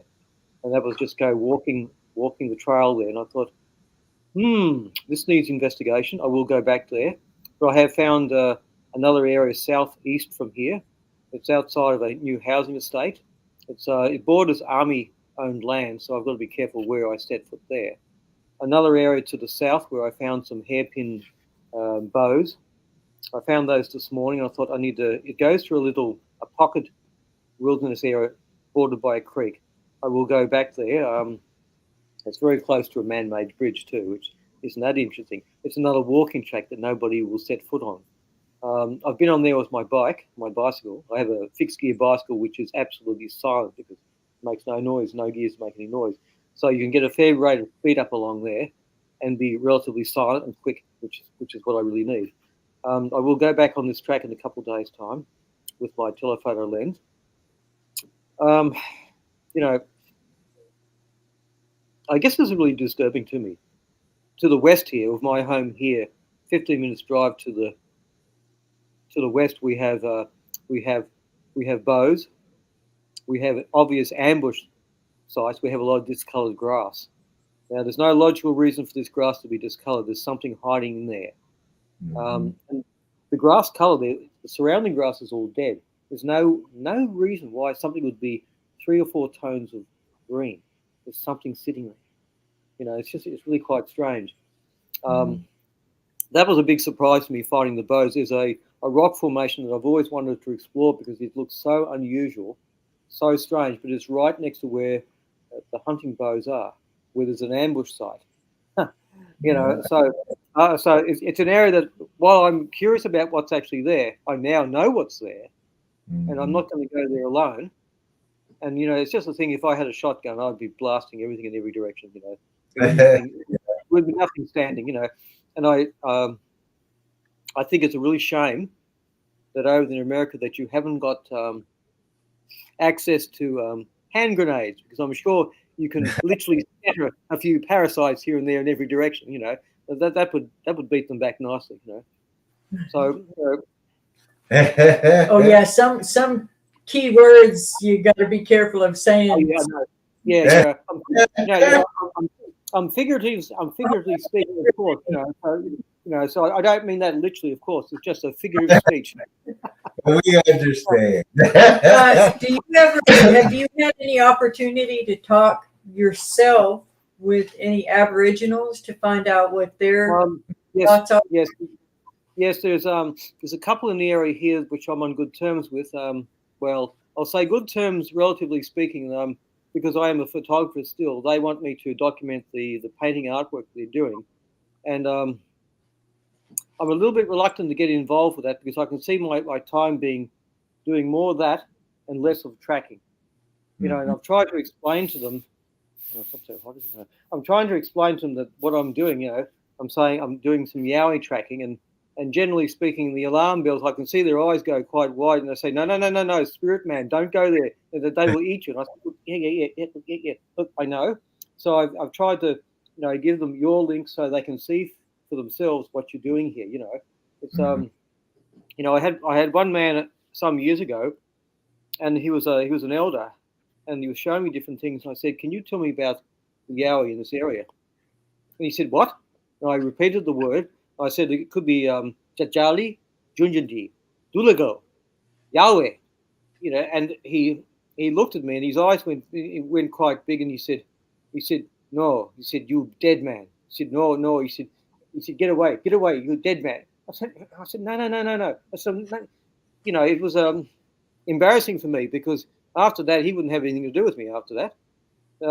So I think the couple around here who I know that know about this will not breach the subject because to a lot of them, if you speak the word Yowie in any dialect, you're bringing them to you. Right. So it's considered to be more than just bad luck. It's a very, very bad sort of thing. It's a spirit man. Gee whiz, they know more than us white folks. That's for certain. So for most part, I mean, I'm no longer a digital artist. I mean, I put those coffee pictures on my Facebook that LeadTrackerE, I know that she likes, and I know that Jerry likes too. Those things, and that is the simplest thing. For me, that's the simplest thing to do. I mean, I did art school for a number of years. I did design for a few years after that. And I understand how colours work. So I guess it gives me something of a small advantage when I'm looking at dead grass and I'm looking multicoloured grass, thinking, that's not right. There's something, there has to be something sitting either on top of that or masquerading as green grass. It's quite strange. But anyway, so yes, look, there are those around who know about this phenomenon. And it's safe to say that they don't say that they're your forest friends. Oh, no. It is very much the opposite. That they consider people who think that they are our forest friends and that they're vegans and this they just say no, not right in the head. I said, well, I've tried to say, look, it's the popular media here to try to project a human emotion onto an animal. Right. Here's a cuddly gorilla behind the protective glass. We could go in there and hug him. He could see us as a cousin. But no, you're putting yourself into danger. It's a common human thing to project sentiment onto unknown creatures. Look at the Bengal tiger. He looks so cute. I could just pat him on the head. But, we used to have a lion park here about 40 years ago, where people who thought that the lions they could drive their cars into it's long since closed down because of unfortunate incidents where people would just open their car doors and approach lions. These are wild animals. So people think, oh, look at the cute cuddly lion right there. Oh, he looks so happy. I'll just pat him on the head. And it's the worst thing they could possibly do. It's just I wouldn't like to witness anything like that, because I mean. You couldn't get out of the car to try to pull them back because you'd be food as well. It's just such an unfortunate thing. But it's really hard to sort of figure out how to overcome the prevailing attitude that we have here. The only thing that I can think of is what I'm already doing, what you guys are already doing, and that is education. Yep. We have to present the facts as we know them. We have to ask questions. Now, if this is a cute, cuddly little animal right here that just loves us, why is it constructing a predator blind? Why is it, pulling the trees down here? It's pulling the trees down and constructing these. Why does it have a log right here with sharpened sticks on either side? Why do you have these big club-like things in a waterfall which wasn't there the day before? All these sorts of things. I mean, what's going on there? Because the current didn't put that there. A tree didn't drop it down there. That was placed. It can't be that the wind is so precise that it can transport gum leaf or gum tree stick and place it underneath a pine tree. Yeah, that just doesn't happen. Give me an example of how that happens. Of course I can't answer that, but you've got to do it very gently, and I do it as gently as what I can to educate people that there's something, there's an anomaly here. Let's examine this anomaly. Why is it so? How can it be? And it's just other than that, there's no other being, no other creature that people would allow to build ambush blinds outside their kids' windows or to be tapping on their kids' windows or, near their play areas, that for some reason these people think that's okay, and that's just ridiculous. Well, yeah, look, I mean, so many people will post this in some of the Yowie groups, and it's it's just difficult to try to, as gently as I can, say, look, this is unusual. If this was a human being doing this, if this was some strange man doing this, you're not going to say, oh, he's just curious. You're not going to say that, Exactly. It's a very sort of difficult sort of thing. I mean, I think just the age we live in, it's the social consciousness to project, everything is fair, everything is great, everything is hunky-dory, everything is just lovely, and it's not. we basically live amongst predators, both humankind and of course of these wild beasts, and we know that they are the wild beasts of the field. We know that they are that also. Yeah. It's just a case we just have to do what we're doing, and that's just to educate people as much as we can. It's just. But I mean, and there's always be two camps, and it's just like with the Bible, you can't beat them over the head with it. People never come to Jesus because they're just browbeaten. They're going to come to Jesus because they see an example that they want to follow, not because. Well, it's true. Like, I have a. If I can bring this up, there we go. Oh, good. Hey, we got that right. We don't have that version. See, what I generally say, I have a very good friend who helped me put this new operating system on. And last night, and he always says the Bible, it didn't happen the way they said it did. Now I always say, I said, you're right, it didn't. He said, you're agreeing with me. I said, yes, and I bring out the Apocrypha, say, you need to read this. This is how it happened. And when you understand the information in here, you'll understand what the Bible's trying to say, but it's not quite saying. And of course, he'll look at me as saying, he said, yes, he said, I'm sure I'll find a counter argument to that. I mean, and look, it's it's all good and everything there, but it pays not to be offended. Yes. It pays not to be defensive either. Mm-hmm. I mean, it's the a certain mother church has done a lot of bad things, and I think we know in between the lines who I'm referring to. I won't say it, but they've done a lot of bad things, taking books out and changing their procedures and whatnot, all sorts of things, bringing in foreign African procedures and rituals and things which they had no business doing so.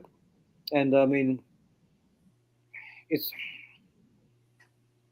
can be pretty hard sometimes, when you hear of something about to happen in a particular church and it's wrong. And I think to myself, here I go again, Roscoe. I'm just going to simply, I should say, here I go again, Cubinator. I should just simply say, here I go again. I'm going to speak out against this thing. I'm going to explain to them how I know about such things. I mean, for a long time I was a Gnostic, and I explored a lot of dark paths, evoking and invoking things that I had no business doing so. And I mean, when I figured out that I was clearly on the wrong side, which I repent every single day, every time that I think about the whole thing, about how stupid I really was to do such things. But I decided I wasn't going to be afraid of any of this stuff. And I mean, I know that I get regularly attacked in my dreams and nightmares. I know that happens still. But it's not a case of cringing and going, oh, please don't do this. It's more like, well, okay, I'm still here, and you're not beating me, and that's just simply how it is. I think I've survived to this date because I think God truly does love me, and despite all the silly things, being I was a Gnostic for 25 years, I know about when LeadTrackerE he said about the New Age. I know a little bit too much about that too, and it was just something. It was a stepping stone to darker things to me, but it was just simply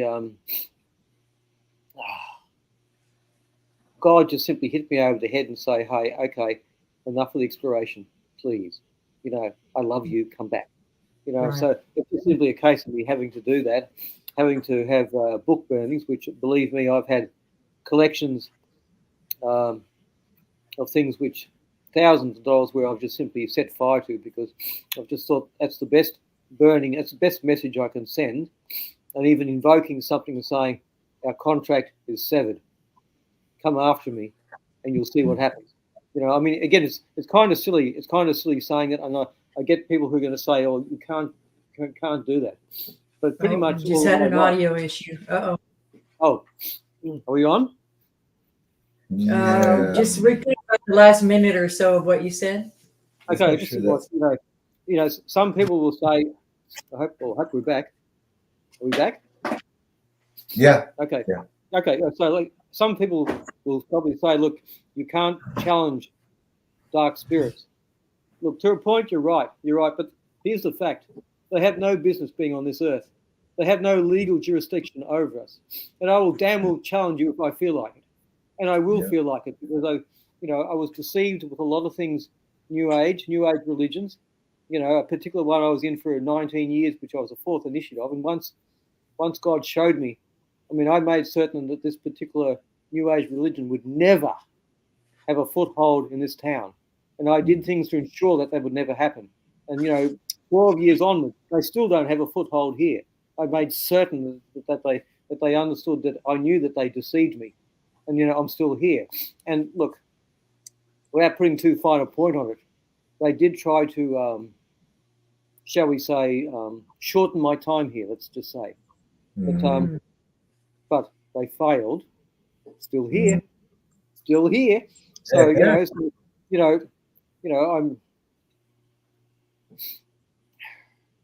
There's always a way.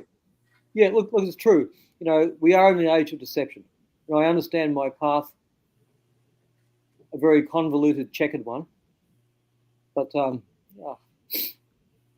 without God, I would not be here. That's all there is to it. And God has given me pathways to get out of every single thing, and given me the spiritual strength to stand up to wrong things.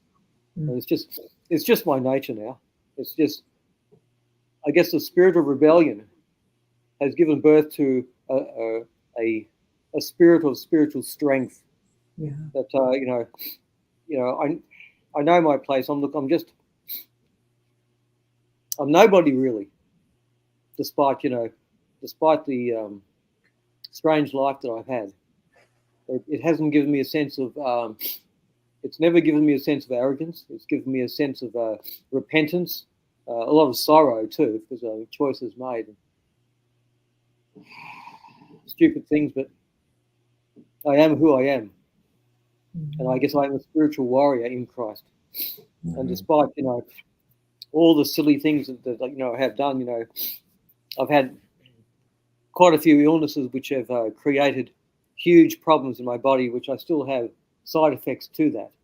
But I think I know, actually. I don't think I know. God gave me these challenges to strengthen me, to strengthen my heart, to make me stronger, and also to, I guess, that people who've been in a similar situation to me, I can counsel them.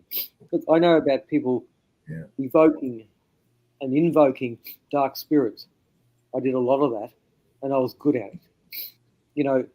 And the whole time the Holy Spirit was with me, warning me what was going on. But at the time, I was a little bit too, enthusiastic with the dark stuff to understand what was going on.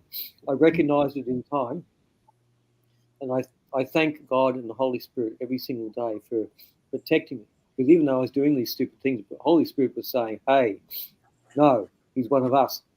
So there's that. So I don't know, I've got that picture. I can see the picture in the foreground here. That picture right back there. That's Jesus giving a helping hand. I've had this. I thought it was going to be a bigger picture than that, but anyway, it's up there now. So that's a reminder. So when I have visitors here in this tiny little place, it's only about 300 square feet big. It's a tiny little place. I've got to try to fit everything in here. I've got a flat weight bench, which I've got to put together later on this afternoon. I don't know where I'm going to put it just yet. I've got no room for anything, but it's just on my nose. Is mom in here too, or this is just by your mom because you take care of her too? No, she has the house that's on the front of the block, and the arrangement here is that basically I'm her carer. She's blind in one eye. She has a lot of disabilities. She's had a back brace since she was in her 20s. She can't move. She can't do anything. She broke her hip a few years ago, which was a very bad thing. And basically, she relies upon me. And look, I don't mind doing it, but she's my priority. She really is. I love her dearly. We don't always get along the best. Probably my fault, but she doesn't know half. She doesn't know half of what I've done. She really, if she listens to this presentation, she would be shocked because she doesn't know half of what I've done because I keep things, But I became her carer a few years back. I live in a little, basically it's like a garden shed, I suppose you could say. Okay. I'm out the back. I've got the backyard out here. Any time that she needs to go to hospital, we have a hospital that's about 5 minutes from here. Anytime she has a fall, oh, she's worried I can't pick her up. Look, I've been doing weightlifting for months. I can pick her up. It's quite easy now, just a case of going down, breathe in, and up you come, it's simple as that. So I'm the primary carer. I look after her legally. I'm power of attorney, medical, everything as well. I can negotiate things on her behalf as far as doctors go. I don't think the doctors like me very much because, I'll put them on the spot. I'll simply say, well, this needs to happen here. And I said, you're not doing it right here. We need to sort this out. And we're not leaving here until that's done. So that's just simply how it is there. So, I guess they would see me as belligerent. I don't mean to be. I really don't mean to be. I think too many churches teach that you've got to be meek and mild and friendly and happy. And excuse me, I'm going to blow my nose again. This stuff here, this stuff here, this peppermint oil. It's. Yeah, we know. It clears everything up. I can feel it even clearing my nose out. It's just. Anyway, if you watched yesterday, I was crying. Remember? I know the feeling. I know it's like that.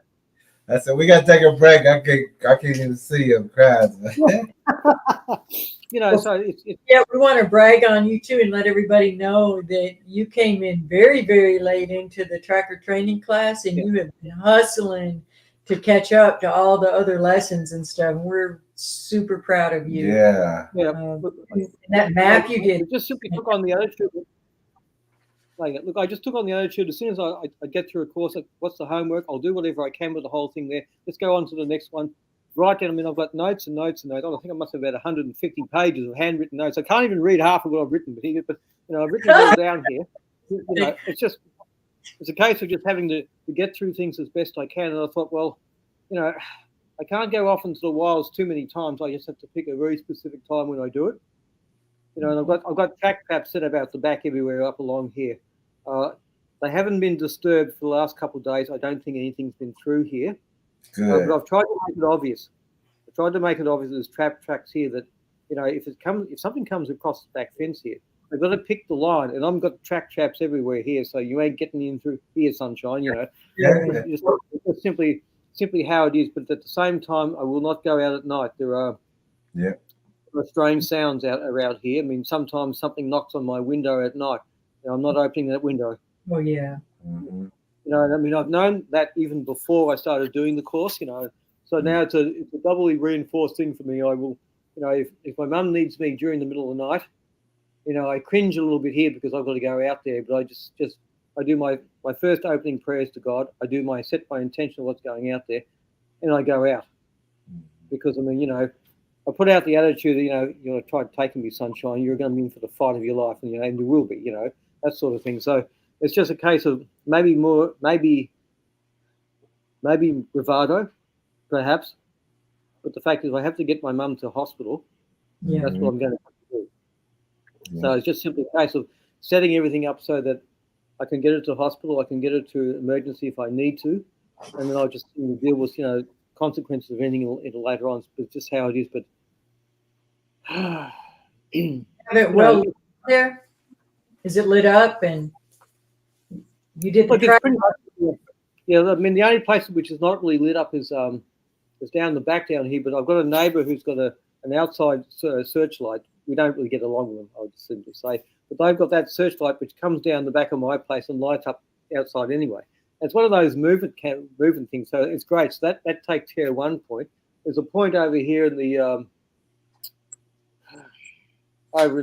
northwest over here, which is a bit of a problem. But I've got barricades and wheelbarrows and things stuck over there that anything coming over there, it's going to be very, very obvious that it does, and it's not going to get over there easily. So it will make a lot of noise. I set things up here to make a lot of noise. That something crashes. Hey, I can hear you. So, and I don't think any of these hybrids want to be heard. They want to be very sneaky. Right. So I need to put up some more security lights. I've got some security lights up out in the front, out there. But trying to get electricians and things around here. Since the events of the last couple of years, it's a lot harder to get anything done now. It's a lot more expensive now. Right. It's difficult to do a whole lot of things, and it can be a frustration for me. It can be, and there's a lot of people who are, I guess, given to their baser instincts. I mean, some people claim to be Christian, and their actions suggest to me that they're following something else. Yeah. And some of these people I have to deal with, not quite on a daily basis, but quite often enough. And I just need to be, diplomatic, and I'll do the sign of the cross, before I go in there, and I'll kiss my crucifix before I go into these places. And I know that I'm giving myself a blessing and a protection. I've asked for Jesus to cover me with the precious blood before I go into there, because, and this one of the places in particular, I see little spiders, little black spiders, drop down in the middle of the room and then disappear. These are psychic spiders. And this place, this person claims to be a particular Christian dialect who behaves in a very unchristian manner, I'll say. And her place is literally crawling with psychic spiders. And I've known for a couple of decades what a psychic spider is. It is an unclean. When you confirmed it as being an unclean spirit, yes, it is. It is. And they get on to people going in there, and when I come out of the place, I do a spiritual cleansing. It's a modified Catholic one, just to cleanse everywhere I walk inside my place here, to make sure that none of this rubbish is in here with me. So I think sometimes with the nightmares, it means I've missed something. I'm still yet to figure out where I've missed it, but it's just a work in progress. The work in progress. Everything really is. So look, in short, the course has basically changed my life. Your book. It's the best book best book, and it's a book that I recommend to so many people in the various groups. Most of them say they'll check it out. I don't know whether they will or not, but when people ask for proof, you can't prove that something's happened. Well, much of the circumstantial evidence or otherwise, you'll find that this is in the book. And we need to get people to question what they see. Right. This creature really is a creature of loving intentions. Why does it hide itself? It's because mankind is a creature on their territory. No. Why do we find bones around them? If these creatures are vegans, they're vegans. Why do we find bones here? What are the bones? It's not like there's people camping out, crunching on bones, singing in the darkness. I mean, that doesn't happen. It really just doesn't happen. They don't see dogs completely chew up bones and make them disappear. It's like it doesn't even occur to them. Yeah. Look, look, this is Australia. This is an ancient land, and in my personal opinion, Australia is a cursed land. Something has happened here long before colonisation. We have so much red dust clay. In fact, look, I often say, and a lot of friends will agree, Wodonga. It is the, how am I going to politely say this? I'm on YouTube. Don't know. Okay, this is the dust capital of the universe. As soon as you open a window here, you've got red dust everywhere in here. It's just nonsense. I'm constantly cleaning dust out of this place. We have a red dust, clay dust, which is everywhere. And it's very difficult for me to get the footprints. I've got some more footprints, some leaf litter stuff to do for you, Jerry. Just give me a day or two to sort that out. Believe me, with the high temperatures we have here, every damp ground basically dries within 5 seconds. It's just so hard. But it will be done. It will be done. It will be done. This would be a good. We got a couple of notes, and then we got some pictures that we want to show you. Before also. we start that, we take a that's good. No? Hell, I've got to restroom break. If it's all right with you, take a minute break. You don't even have to be there long. Yeah. Look, no, I've just got to recharge this. Where's it? It's just that this new operating system is draining the power out of that. Come on, doing. Oh, come on. No, I have to. Oh, I've got to reinitialize something again. Uh-oh. Yeah, no. We're right. Okay, charge cycle's on. Right, here we go. Okay, we're here. No. I've got all the little icons showing charging is a lot different from the OS X that I had on the last one, which was about 15 years old. It was a really old one. No wonder I couldn't get anything. But having said that, I could only come onto the show here through Opera, which is It's not to my preference because I don't like opera in many ways, but safari, I don't know. There's some issue with this. I'm just going to have to. It just means I've got to be more playing around, but I won't be doing it today. You know, I'll just recharge this thing, and it's not overheating too much at the back here. No, it's actually not. That's good. Anyway, yeah, no, look, take as long as you like, guys. It's all good. Okay, let's see, what time is it? It's 9:01. We'll be back. Say a 4-minute break. 9:05. Yeah, I'll have to refresh my water with my peppermint tea. we We got questions and photos, Thanks. and so we'll be right back, everyone. Yep, we're done. Yep, same. I'll be back. I'll be right back. I'll just. Okay, we'll be right back to everybody. Yep. Okay. Yep. We'll be on. Oh. Okay. Okay. Yep. I'll be back. I'm just going to boil this up. Okay. Oh, what's that? That shouldn't be in here. That should be outside.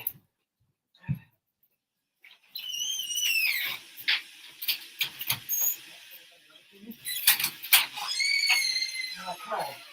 Oh, nice.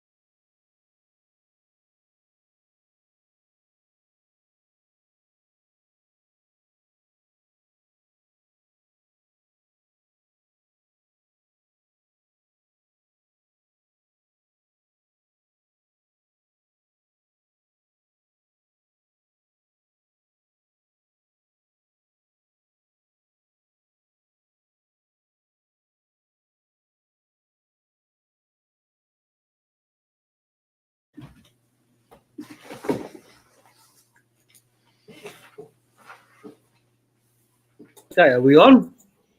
Man, we're back. Right. We're back. Okay. So we're going to go over a couple of notes with you, and then we're going to show you some photos that you sent in, and we want to ask you a couple of questions. Okay. Yep. Yep. Ask away. I am here.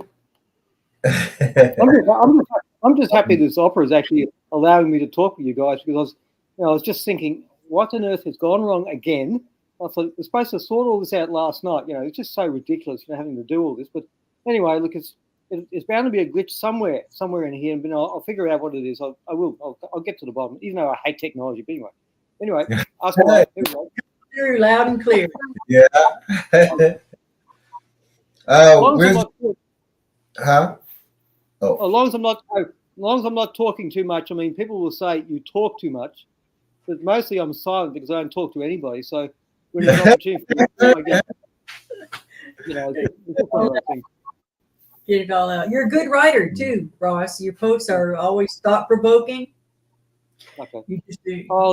It's just. I guess it's just part of everything that I've done comes into my writing, and I can look at something like in a sort of flowery, ironic way, but I want to do it as an educational way rather than an insulting way. It's just writing is hard. I find writing extraordinarily hard. It's not easy for me. I like it better because I can edit. I can. Oh yeah. We have some questions. For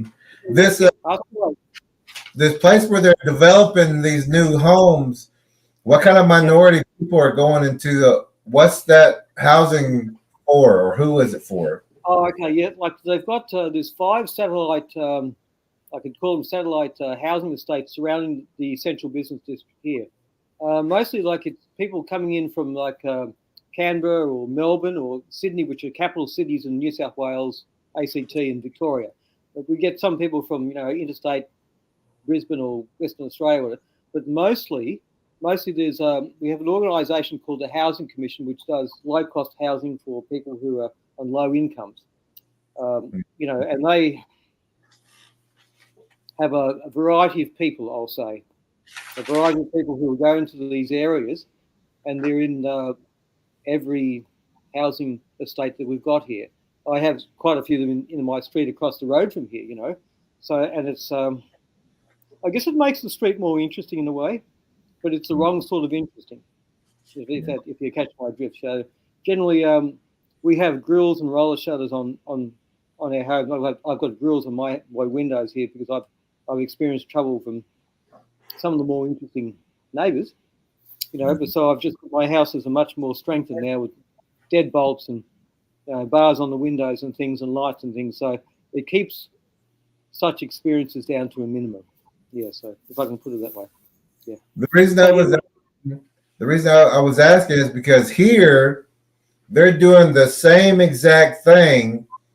There's a place in Texas right now where this is occupied Bigfoot areas. They're putting these little housing districts in the middle of the. Oh, no, really? Yeah, they're just like there. They're the low rent, but they're also racial. Like the be there. Yeah, that's we're getting migrants from poorer countries, I'll say, and they're making up the bulk. I mean, we have them close by here, and how do I put this? They are the sort of people who understand what Palo Mayumbe is, if that makes sense. So, and we had someone who was doing some of those ceremonies next door to me, in fact, and until, shall we say, the real estate agent at some suggestion cut the tree down, which kind of stopped them from doing a lot of that sort of thing. So they don't do it here now. They go elsewhere. So it's just a case of having to be subtle, I guess, in trying to move some of that, at least push some of these things back. It's just, but look, we have a lot of migrants who go into these areas. And these like West Wodonga, where I'm learning there's a lot of these hybrids. A lot of these hybrid creatures are there. There's a mountain bike track that goes over this particular hill. It's about 250 meters from where the hides are, where the hunting area is, with the bows and everything. So it's getting to be that. I know one of the places I want to look at the next couple of days in the southeast of here. It's another housing estate, and it has got a lot of migrants there. And look, I mean, I don't have a problem with migrants. I really don't. I mean, more people who can come to this country, the better. I mean, I always like, people from other countries. I think it's great. I mean, have so much great conversations. I really do. I just think, but it's just the areas where they're going into. We've got some army land, army land out to the. About this is occupied Bigfoot areas, and they're putting people in there as a food supply. Yeah, They're going to be people who can be missed, if you know what I mean. Yeah. Oh, look, yeah, we had in one of the housing. Oh, gee. Dilute the word. Delete it. Look, I've got some here. You can see that dandelion tea. I've got to dilute it in dandelion tea. It's not making any difference. Anyway, right. Oh, gee. Okay, yeah. Right. Yeah, look, in one of the newest housing estates, we had there was one of the migrants. She got murdered just about 18 months ago. And now the police have no leads. There's been no arrests. There's been all sorts of, this sort of thing happens. It's a real mystery. Nobody's talking. And this is in an area where I'm seeing a lot of, what's it called, hairpin bows. There are a lot of pull downs in the area because I'm seeing all those things. It's not really. It's funny because the roads are so narrow up there. You can't just park on the side of the road. There's no, in someone's driveway. You can't do that. And you can't park on the road because it's a very narrow road. So I've got someone alongside me. I'm saying, here, hold the steering wheel while we get around this hairpin bend, this road here. While I shoot the camera, I mean, look, it would look ridiculous to people. It's just something that you've got to do. I mean, I'm not paparazzi, but I guess to the casual onlooker, I look like I am. It's just quite strange. But yeah, look, I'm seeing more pull downs. If I go to this area, there's a newly established walking track there. I'll take my camera and I'll walk the track as far as I dare to go into it. I'm looking for all the telltale signs. But it's peculiar that someone gets murdered up there. There's no suspects, no leads. Nobody knows how. It's just it's a very disturbing sort of thing. There's down towards the north here, where we have the nesting site, where I believe it's the nesting site where it's got the X marker right there. There's a street very close to there, and they've had a 40-year persistent rumor of prowlers. They also have a lot of missing cats and dogs that just disappear from there all the time. And when I first heard this story, before I understood your material here, I thought, there's something very peculiar going on here. It's right next to what I would call a cursed area. There's often the abattoir smells that, and something bad there could be easily disguised in that. I always thought it was a peculiar. This thing overheated me. Excuse me, I'm going to have to put this up against the air conditioner. I think this is ridiculous. Absolutely ridiculous. Okay, so it's going to look weird, so I'm just going to... It's just so hot here and everything. So I've just had to try to cool it down a little bit. Yeah. Where was I? Yeah, there's a 40-year story. Anyways, a 40-year story about prowler. And of course, you're not going to get a 40-year-old prowler or someone who's in their 80s, looking through people's windows. It's something else. Something's taking the animals. Something is, opening gates, or something, knocking trees and down. There's something doing that. It was always something that was peculiar to me. But again, nobody talks about Yowie here. Every time I've approached the subject, they just say, no, that'll happen in the Blue Mountains, mate. It doesn't happen here. This sort of thing, I just say, well, look, I don't believe that they would. I had this conversation last night. I said, I don't believe they look exactly the same as the bipedal, gorilla-like. They're not like that. They look more like the wildlife here. We've got a bunch of, echidnas. We have kangaroos. If you know where to look, if you know where to look, you can find kangaroos. I guess many people who are new to the area and don't understand where to look where the wildlife is, they don't see these things. But I've been here for a long time. I know where everything is. So they're not going to look exactly like the man-like things, but I don't doubt that we have the large ones, which the native population here we'll call Dulagar, which are the very big ones, the vicious ones.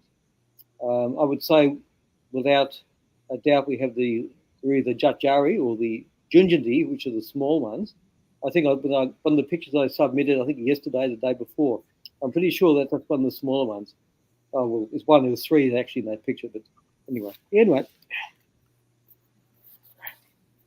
The waterfalls, they're listed as the most, it's listed as the highest place for missing people. But well, usually, I think. Oh, so I'm sorry. Go on. I'm sorry. Usually there's a portal underneath the waterfall, and also about those stones that were being moved. We call that Bigfoot landscaping, because they'll move that to where it'd be a better hiding for them to get behind it. It's like the weaving that they do also. Yeah, look, that makes sense. It makes with the predominant hill up here with the mountain bike track is when we have rain, there's literally water just popping out of the ground everywhere here. There's a lot of water underneath that particular hill. There's rocks and things where I've not fully explored because it is a really very creepy area. I have every sensation of not going in there, so I disobey that. But there is spring water here coming out of that hill there. It's always a very, very spooky sort of area. And I know people who've wandered up there and they just say, oh, like it's all right, but I don't know, we should go to other areas because it doesn't feel, they feel more relaxed, And that's very telling when people either don't know or won't acknowledge the existence of these things, to say that the places they go into here are creepy. And they are. They absolutely are. There has to be a reason for that. And I think it's just whatever's happened here in the past, a couple of 100 years ago, or even a little bit more than that, it must have been significantly big, because I think it has opened up portals everywhere.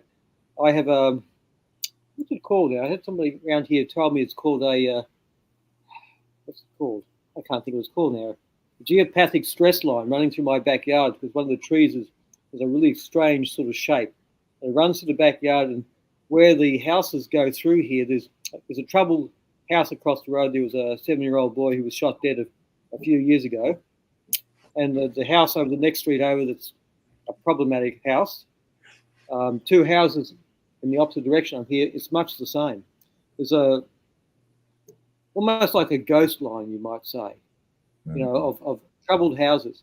I tried a few years ago through some of this, new age stuff to close the thing or move it, and I think I either made it worse or just nothing happened. But I'd still like to explore a Christian-based way of closing it or diverting or doing something, because it's new age ways don't work.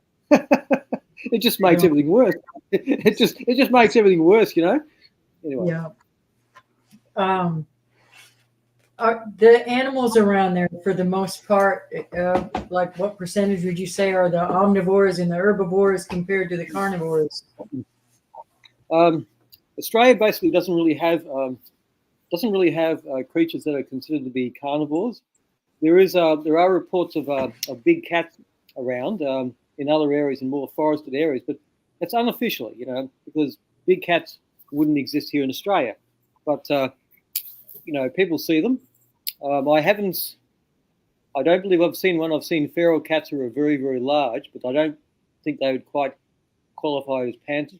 Most everything here is herbivores, but mind you, we have a lot of crows in this area too, and I know they eat meat. The crows are something, now that I understand what they are something that I will chase away. I wish I could shoot them. I really wish I could, because there would be a lot of dead crows. I can tell you that. So it's I think kangaroos will eat meat. If they're given the opportunity, they will eat meat. So they're mainly a herbivore, but mostly we don't have carnivores here. Supposedly we don't have carnivores here. Not officially anyway. If a cat gets out and becomes feral, it'll eat meat. But it's funny, because I've not really seen any feral cats, not in the forested areas like over the past 30 years. And this is really quite unusual, because there's normally scat. The scat will reveal where a cat is, and I've not seen that. I can see where the kangaroo scat is.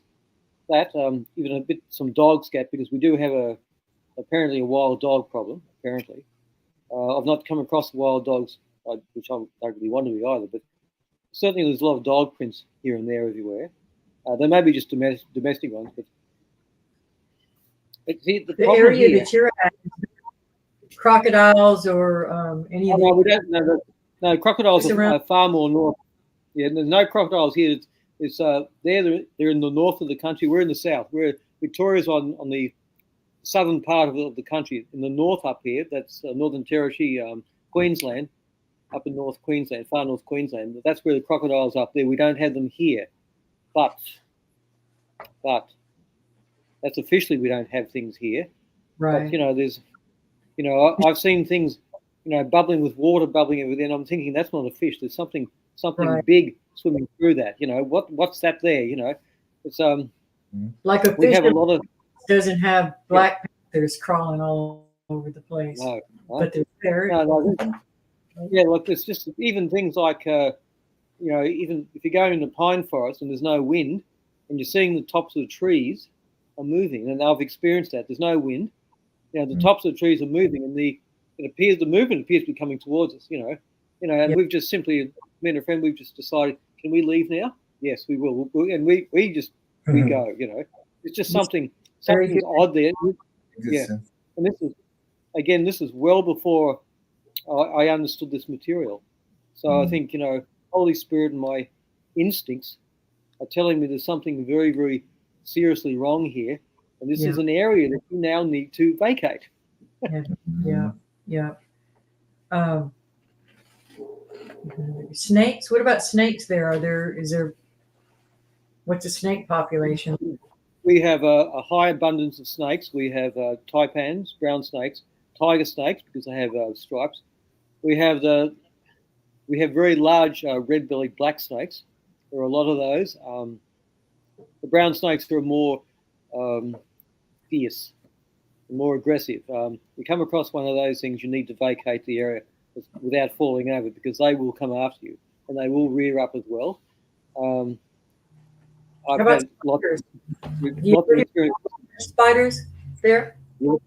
Oh yes, we have the white-tailed spider, which carries a bacteria that once you bite you, your skin will start to basically melt away. We have that. They're big supplies of white-tailed spiders, and they are quite large too. Some can be tiny, but some are very big.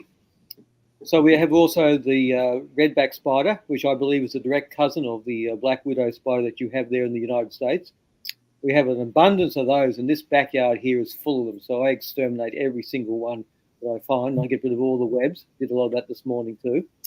We have that. We have the various huntsman spiders, grey huntsman spiders, which are quite, they're quite large. They tend to be a ground spider, but they will come inside your house. We have, I don't know, I can't remember what it's called. I think it's a wolf spider or something, but it's very similar to the tarantula that you have in the United States also. They are quite big. Yay big. We have those. A lot of those in this area. Then we have a black spider, and it's just usually a tiny little thing. They get under your eaves. They get into your house.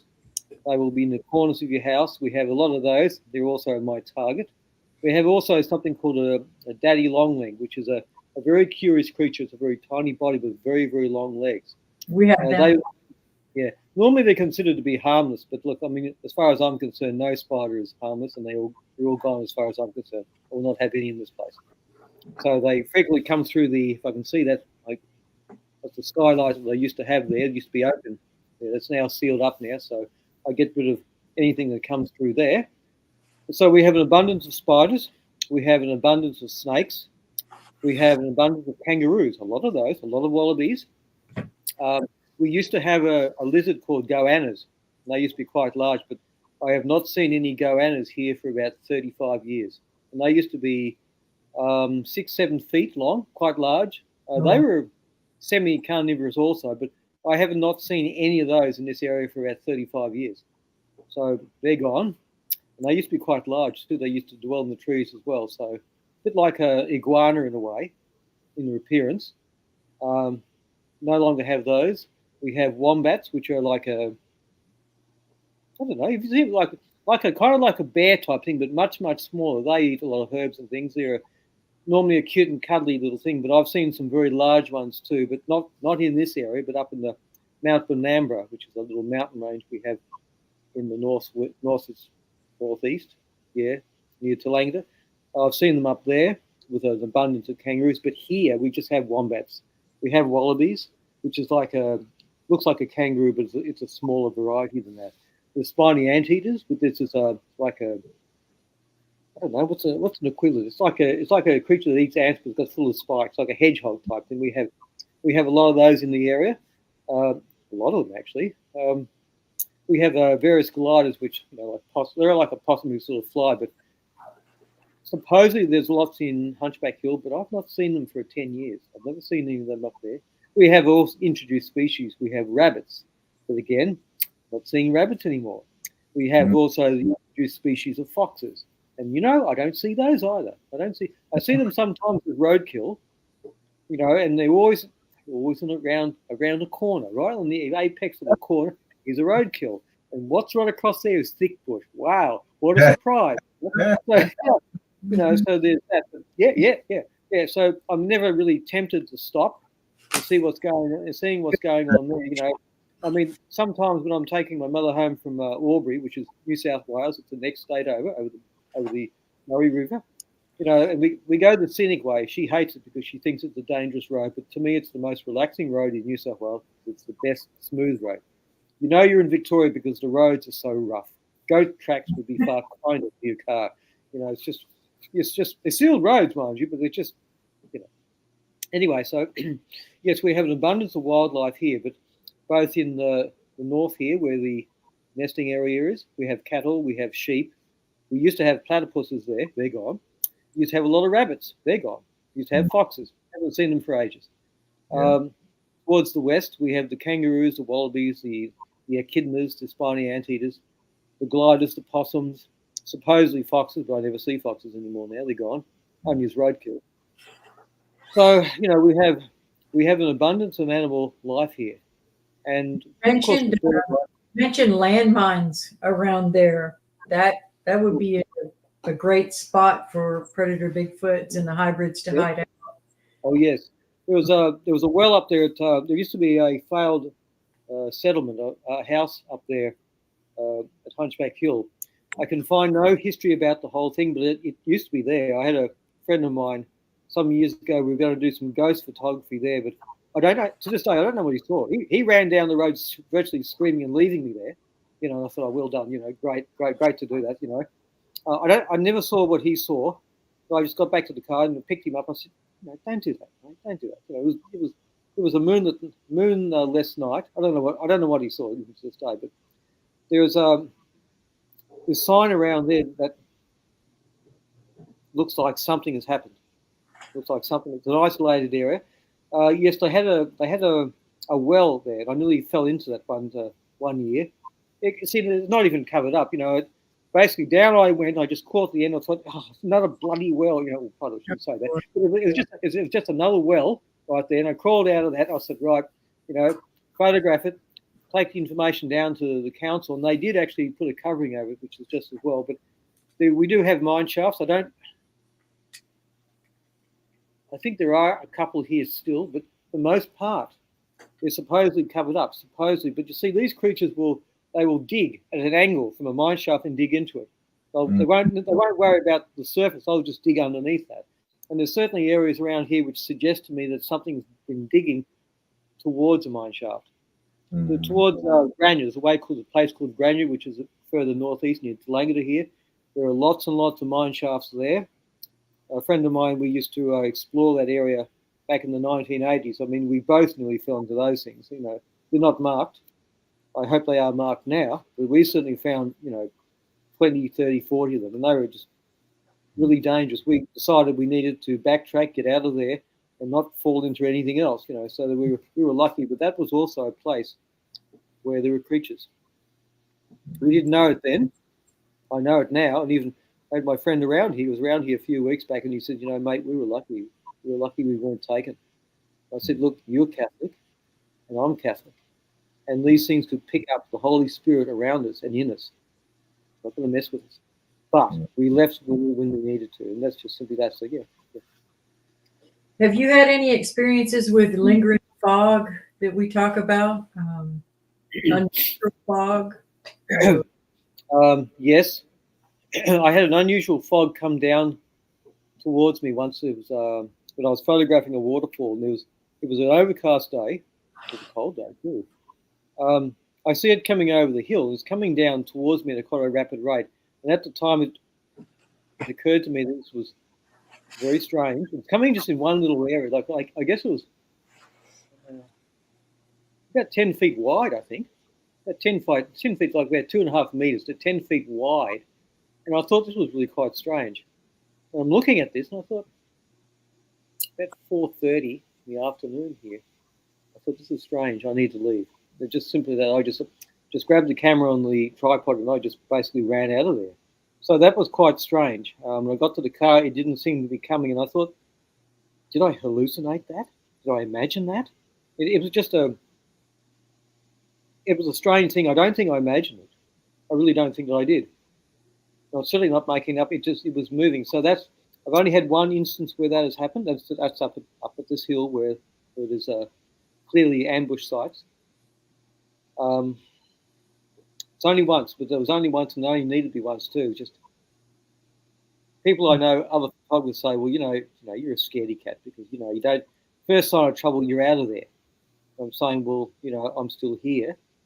If you were in my place, I wanted you to be having this conversation right now. Reacted that way. So if you're acting that way, if you're feeling that way, there's a reason. Oh yeah, look. I mean, my grandmother. Small digression. I'll make a small digression. My grandmother was a natural water diviner. She could pick up where water was. Now this was to her, it was a very bad burden for her. She never wanted to be that. She never wanted the ability. She was a Methodist and she converted to Catholicism, and she would pray every day, please God, take this away from me. If this is from the devil, take it away. I don't want it. And I remember, so many times she was in prayer that she was begging God to take it away because she never wanted it. She said, God, if this is a gift, give me the insight to use it, but please don't let me be known. I don't want to be famous. It was a burden to her all of her life, and yet she could tell by looking at the piece of ground how deep water was, which direction it was flowing. She said, if you dig down there, you're going to hit a rock. Come 3 feet to the right here, you'll be clear. She knew all these things, but she literally hated it. And now, to a point, I have a similar ability, but I don't want it. I don't want it. I don't, I will not. It's an emotional thing for me because I think having a natural psychic ability draws darkness to you. It really does. It tries to draw you in, gives you wonderful illusions of grandeur. And I see so many people with a natural psychic ability, putting the shingle out on the door saying, hey, come to me and I'll tell you future. I don't want any psychic ability. I don't even want to see spirits. It's every 3 weeks I'll see something. That technique, Jerry, of not moving your head, I put that to use a couple of days ago. Hey, all right. I had a little light. Which side? Yeah, this side here. And it was right here, and I saw it, and I thought, peripherally, I was looking at it.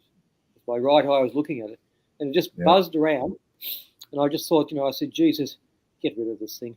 And as soon as I thought that, it came around and it just disappeared.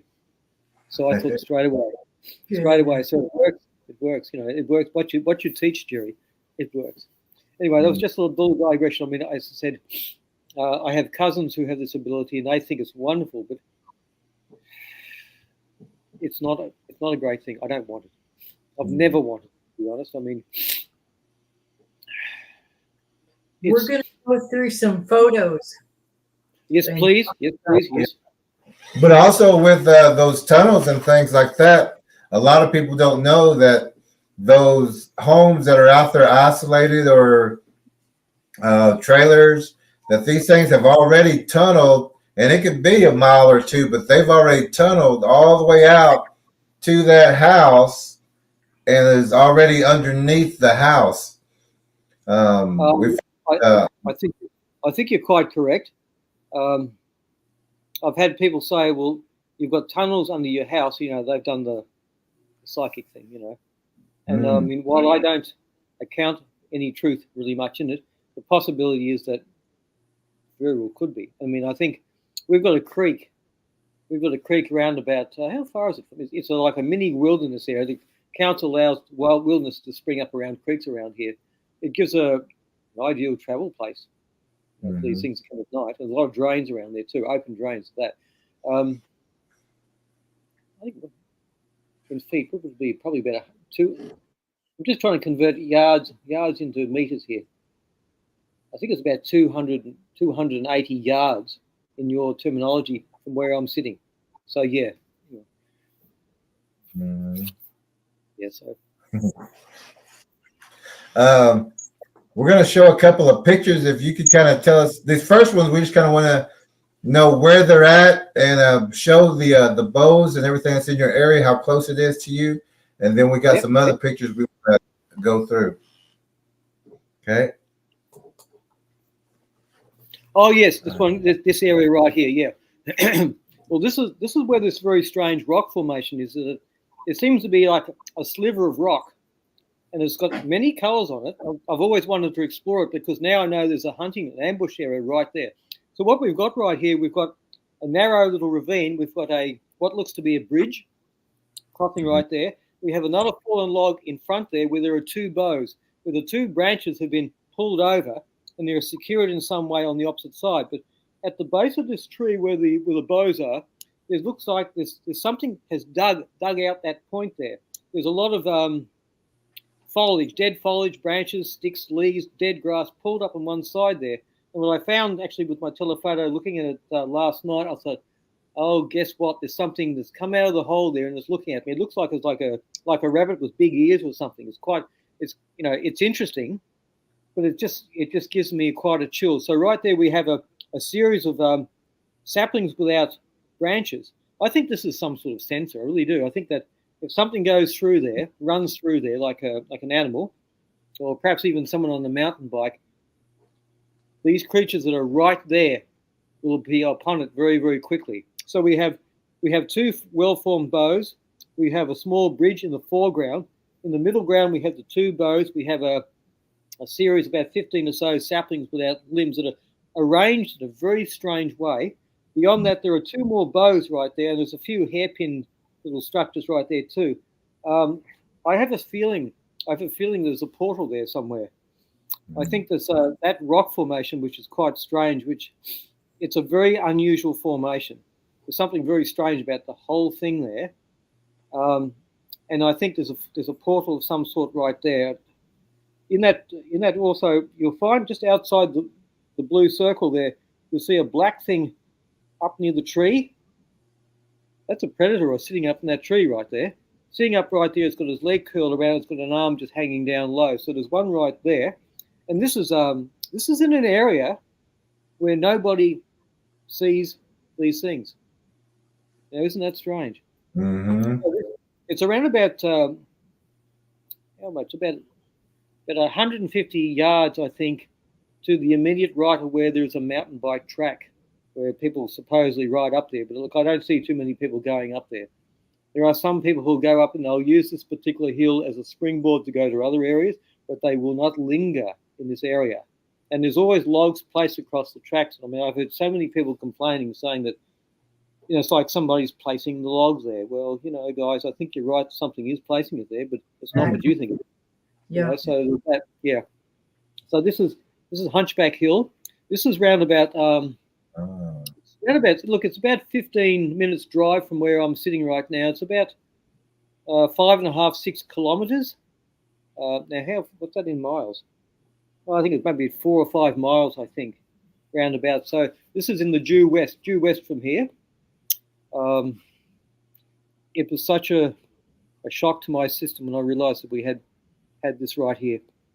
Is the local name, or is that the official name? Well, the unofficial name is it's Hunchback Hill. Apparently, there's no official name. There's There's a hill called McDonald's Hill right next to it, but this place here doesn't have an official name. Council says we don't have an official survey that's done there. We don't know how high it is, but they've supposedly invested money in the track there. There's, look, I have no doubt that they know, someone there knows that there's something right there, and they would just prefer people not to go there. Yeah. I think that's what basically it is. I mean, it probably doesn't help me ringing them up and saying, hey, you've got this, and here. I mean, they'll hang up on me, but they know that I know.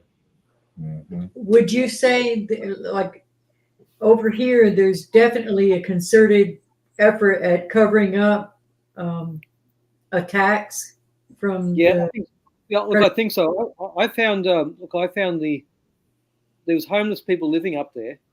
Now, I know they were homeless because they would be very angry. I was up there photographing the waterfalls, and they didn't want me, where they were, and very, very aggressive, very, very aggressive, But they'd set up campsites there, and I went back, I think 6-7 weeks later, and I walked up there very cautiously, and I'd find the campsites, and I'd find the boots outside abandoned. Look, it looked abandoned. It was basically collapsed. There was food tins thrown around. There was shirts, T-shirts thrown around. And here's a sets of shoes. And look, nobody is going to abandon their campsite and leave their shoes behind and walk in these areas barefoot. It's just not going to happen. So I found 2 campsites. One had the side was ripped out. It was ripped right out of it. Oh, wow. And yet, again, it had this clothing scattered around. At the time, I thought, well, something has happened here. Something, and I mean, again, I'm looking around. I'm thinking, it feels like something very, something terrifying. I can feel terror, in the area. And I thought, this is not me. I'm picking up something it's here. It's this campsite. Something's happened here. And and then I just say to myself, "To hell with photography today. I'm getting out of here." So I went down. Went down to the police station. I said, "Look, I found this campsite. This is what I think. Something's happened here." And they just say, "Yeah, mate, righto. Look, we'll look into it, mate.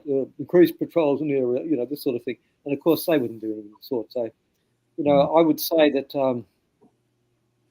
a lot of things around here are known because this is an area that officially nothing happens. right. Nothing happens here. Nothing changes here. Nothing happens here. And yet, I know that there are homeless people who've camped along parts of the bike path. And then I don't know, the tent is still there, but they're gone. Nobody's going to do that. They're not going to abandon their tents and sleep out. Particularly in winter, they're not going to do it. Right. So I mean, so little, they're not going to leave behind what they have. Yeah, that too. no, that's quite right. So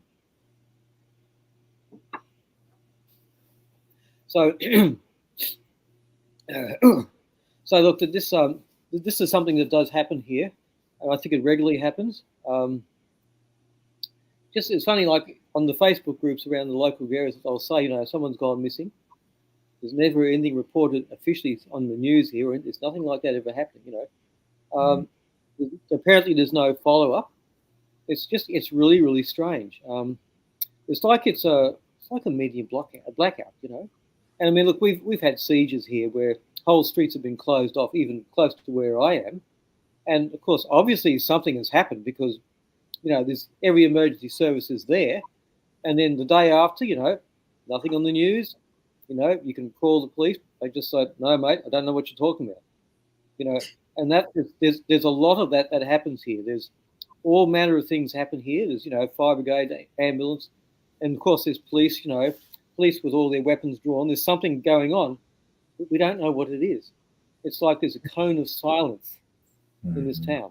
Yeah. Let's look. Go on, Jerry. I was going to show you this next one also. Oh yeah, that one. Yeah. That's in this area, which is it's around about let's see now, about 120 meters to the right of where the nesting area, where I believe to be nesting area. So this is partly there's a drain front there, and there's a little creek, and right there, it looks quite bizarre. It's actually bigger than what it looks like. I believe there's something dug into there.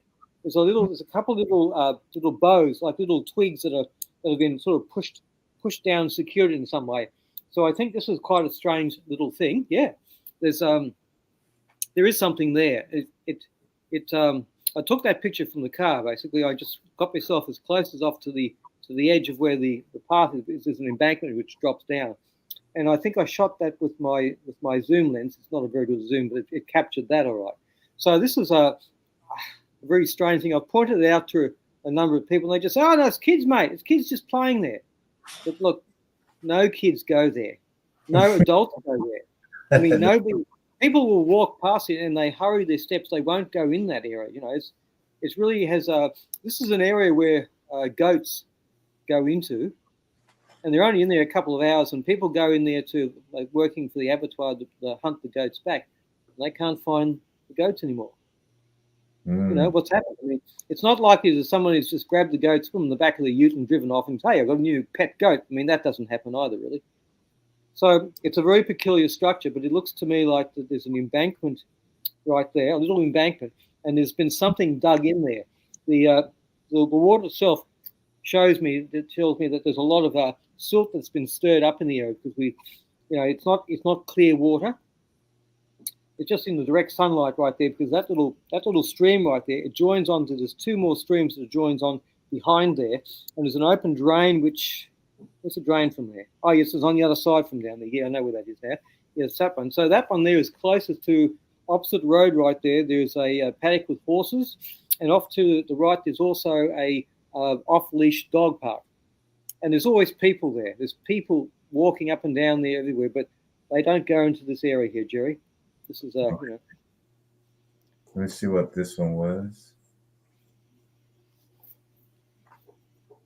Now, oh yes, that's the X marker right there. There's right opposite there is a bicycle track and a walking track. This is in a very isolated area.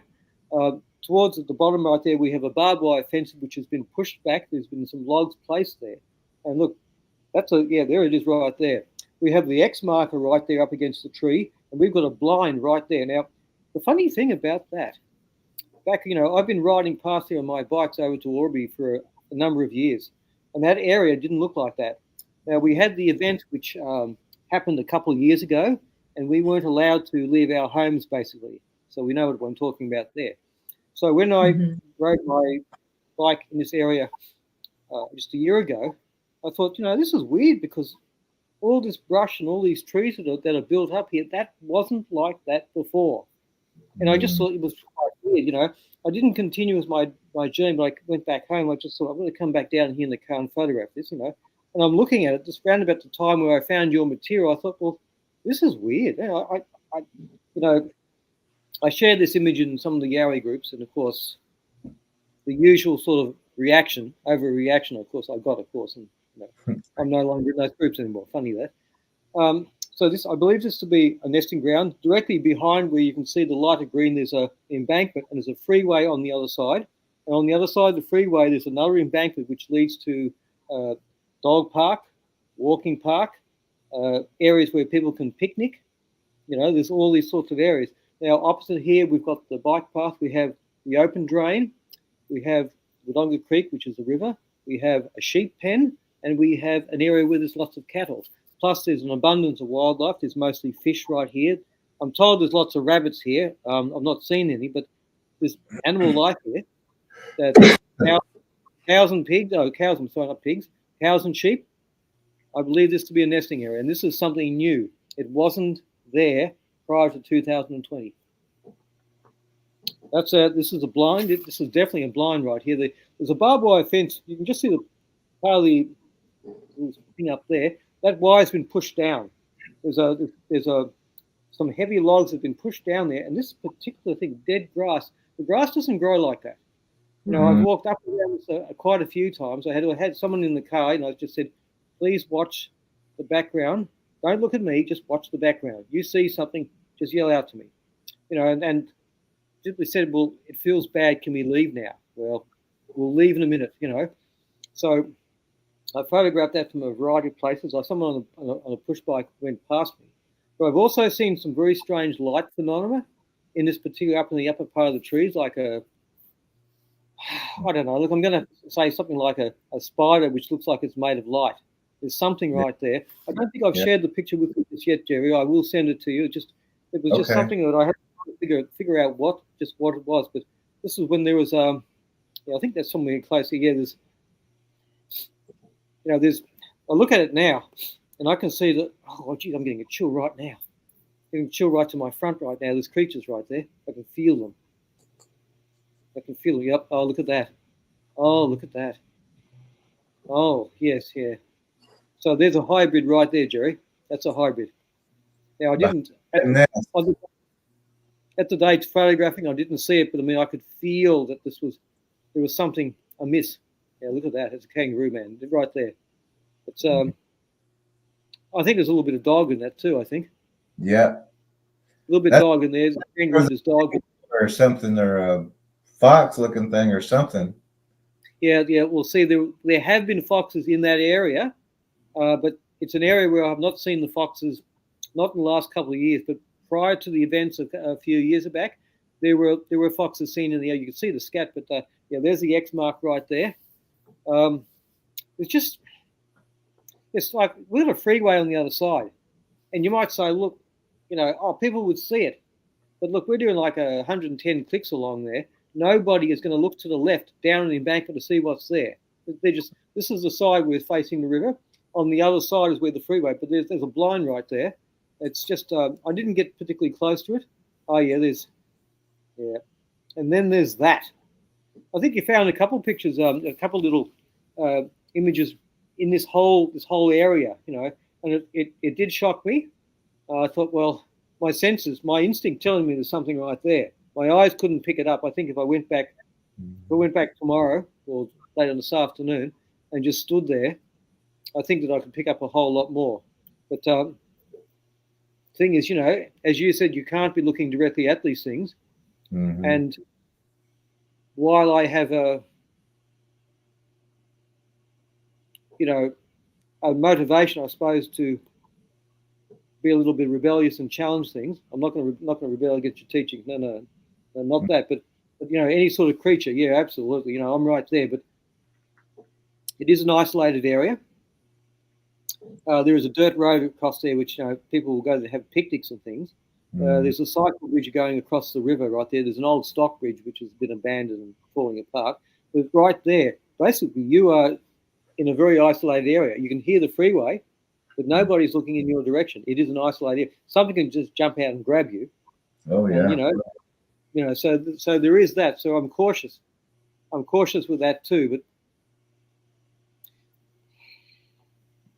I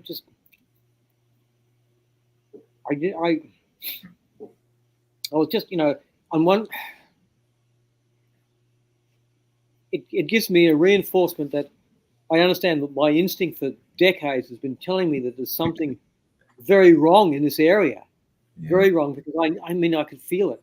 Even with the pictures just put up straight there, I'm getting a chill right in my chest that's telling me right there, there's something there looking at me, and so anyway, look, I'm just pushing my emotions back right now, because it was such a shock, I think, to my whole system to realize that Wodonga, the place where nothing changes, where nothing ever happens, has the beasts of the fields right on our very outskirts, and that they are here as much as any place else. Yeah. And that, it was just a... So, yeah. It just reinforced that, I mean, everything... I mean, this is not the age of Christ we live in. This is the age of the devil, because the devil has concealed every little thing. Mm-hmm. Right. It's right in the open here, and thanks to our social conditioning, the majority of people can't see it. They just think, social media is just the way of the world. But this is all engineered to make us blind to our senses, blind to what's in front of us, and to push down our instincts that will warn us of what's going on, what's right in front of us. It's just. Yeah. Can you tell us about This one also. Yes. Oh, that one. Yeah. Okay, that's in New South Wales. That's in a place called Ginger, where my grandmother raised me. Mum was in hospital for a long time. What we've got right in front there is it's called the Wagner Vault. The Wagners were a fairly prominent family in Ginger a century ago. And what we've got right there, we've got a creature that looks like it's coming out of a large tree limb. So we've got like it's green, it's got two eyes. In fact, there's a whole lot of things right in that very picture. There's a whole lot of things. And then I have my father is buried in the cemetery. My grandparents are also buried there, and a lot of cousins. Oh yes. You found them. You found them. Yeah, there's a whole lot of things there on the day. On the day, there were a lot of things right there. And I took my mother there, and we were just putting some flowers on the cemetery. I had my 50mm lens with me, and as soon as we stepped foot in there, I knew that there was something watching us. And I just said to my mum, I said, "We're not alone here." I said, "We just need to do what we need to do." And I said, "I need to watch all this over here." I was photographing it. I said, "Look, just do what you need to do, and then we need to leave." And she said, "Why? I don't see anything." I said, "There's something watching us, Mum. We need to pay our respects, and then we're leaving." And the whole time there, I just stood, snapping. Yeah, there it is right there, snapping. The funny thing, right, snapping my pictures. And I thought, there's something right there. It's watching us. It's very much aware of us. And, I got Mum back into the car, locked the door, and I said, "Well, we're going." Now, I've got to say, this is the spookiest cemetery I've ever been to. There's a new housing estate forming up to the rear of all this. Why people would want to live next to this place, I just don't understand, because it's the scariest place ever. And strangely, that's one I also picked as well. Yep, got that one as well. The tree where that green thing is standing in there. We went back a few weeks later. Yep, and there's no tree there. There isn't a tree there. So something large was looking like a tree, and something little was standing up on his shoulder or something. Yeah, there's all these things. I just thought, that hole there, there's not even a tree there. It's an area we used to, after putting flowers and changing the water, we would go for a walk there. And mainly, we're watching out for snakes and this sort of thing. So lots of rabbits there, some kangaroos. And I'm just watching because the whole thing felt wrong. I couldn't quite understand what was going on. I think there's also a bow towards the right there. I haven't got a proper photograph of it. I'll dig out the picture where I think there may be a translucent there as well, because there's something that's pixelated there which shouldn't be there. But on this particular day, I'm taking pictures, and I thought, this is weird. Sun's coming from the north, but there's a discoloration with this greens, and I mean, I'm very much aware of what green should look like. The tones were different, and I just thought there's something not quite right. I said, "Look," on that day, I said, "We're not going walking down there today." And she said, "Oh, I don't know." She said, "I think you're into too much rubbish." And I said, yeah, all that sort of stuff, as she always says. But she said, "We're not going to go walking today." I said, "No, we are not." So we just I let her go first, and I just backed out, and I thought, something there, we need to leave, and that was that. So we just got out of there. So I thought, I was in another Facebook group at the time. I think this was 2016, I think, when I took that shot. And I thought it was like a jinn or something. I thought it was definitely a bad spirit, very much aware of us. I was very much aware of it. And I mean, at the day, my recollection today was basically saying that you ain't coming anywhere near us. You're staying right there. I didn't know, of course, not knowing quite what I was doing per se, but it's 3 o'clock. It's is it charged up? I think it is. Oh yes, it is. Good. It's just I seem to photograph strange phenomena, Jerry. It's one of these things that sometimes I'll get an urge to take a picture of something, and I just take a picture of it, and here's something in there, and I think, no, not again. So I delete a lot of pictures too, because I don't want whatever's there in my house to the doorway that a picture can actually provide. photographs can open a doorway, Right. and I don't, I don't want that in some of these things. I just think, well, okay, I'll just keep that as I guess a landmark of where I was with my spiritual consciousness back then, and I think I was going to say evolve, but we don't evolve. I think it's the renewing of my spirit is what I'm doing now. It's just taking out the old stuff that I used to be into and replacing it with, the Holy Christ There you and the go. Holy Ghost. Yeah, so that's just, But Gindra, New South Wales, yeah, that tree you just showed right there, that's straight away there. It's just something so peculiar about that. We was asking if you had big cats there because it seems like there's maybe two right here. Yeah, look, I was, I thought, there's more than one. I mean, I've wondered that there's no reports. I mean, I grew up in that area. There's no reports of big cats in that area, but that cemetery is a very, very strange. It's got a very odd energy. I mean, I've walked up there with my mother. I'm making sure that she's all right, and I'm watching her more than anything else. It's just got a very harsh, aggressive sort of energy.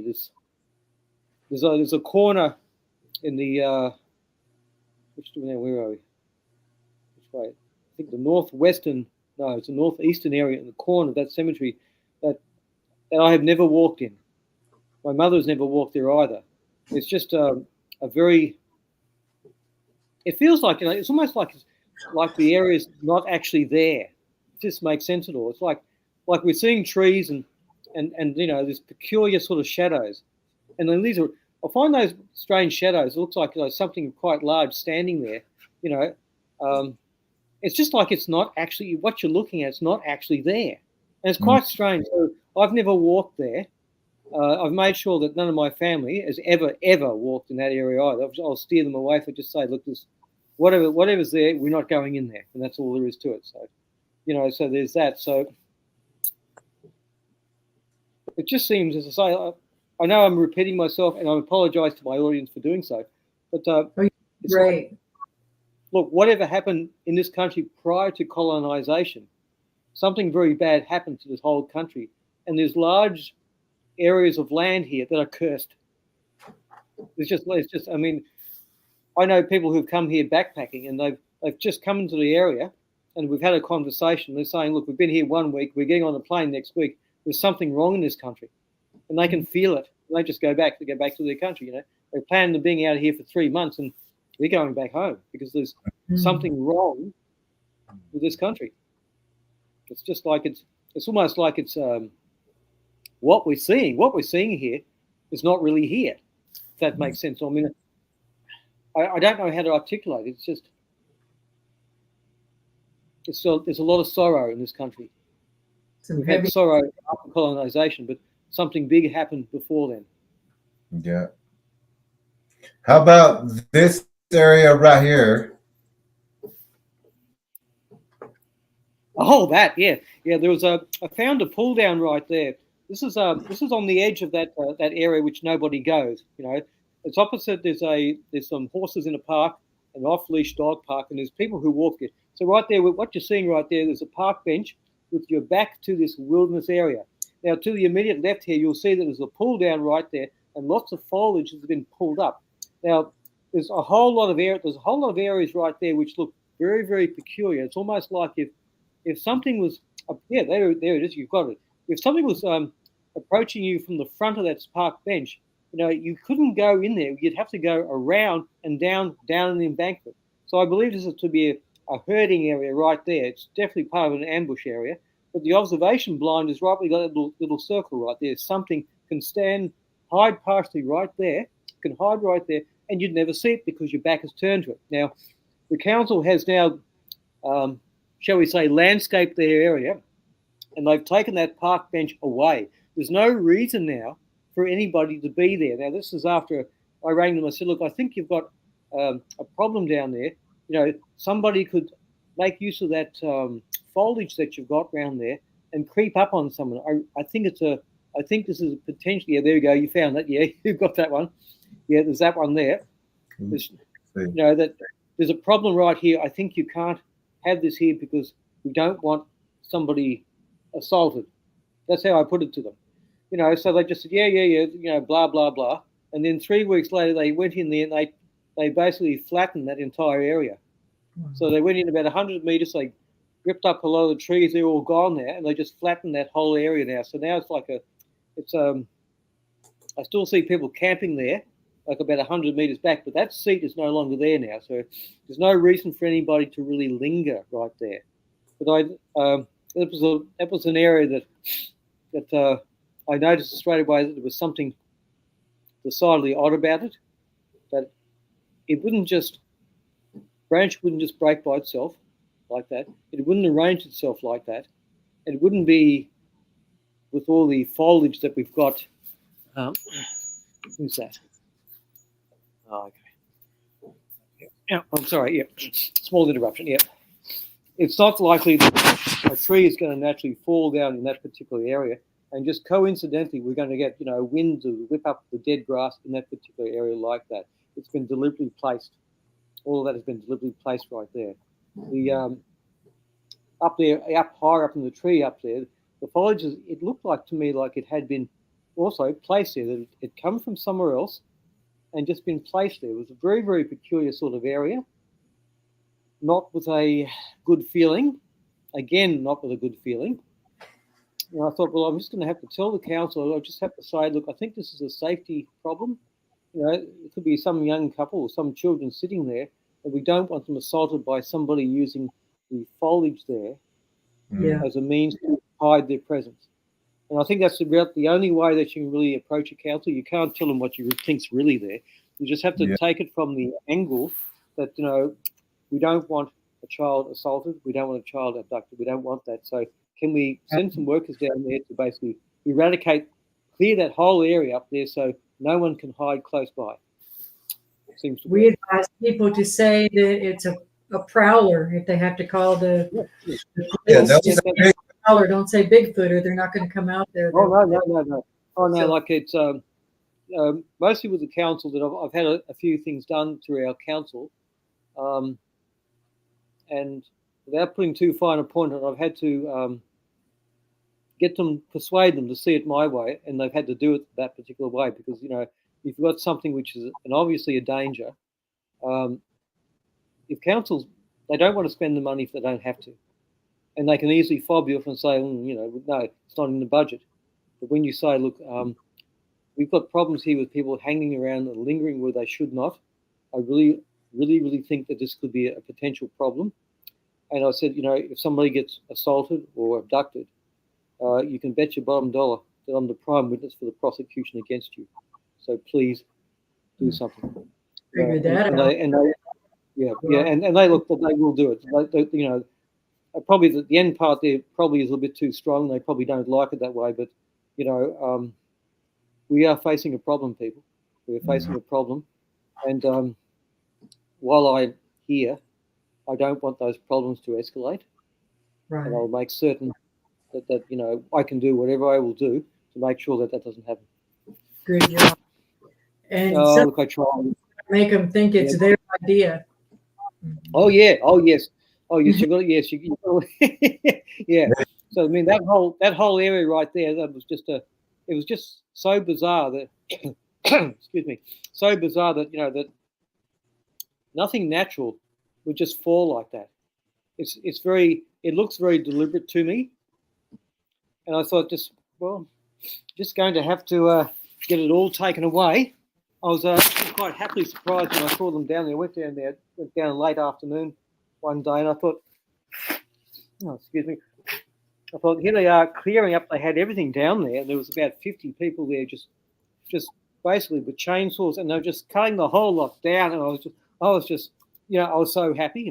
I'm still get to go down there with some blessed water, and basically just do my best to seal the area and keep it, I hope, a little bit better. Keep it protected a little bit better. Good. But again, who would have thought that we have this particular problem in this town? I mean, there's no sightings here, you know, or at least no one's willing to talk about it. That's probably more closer to Right. it.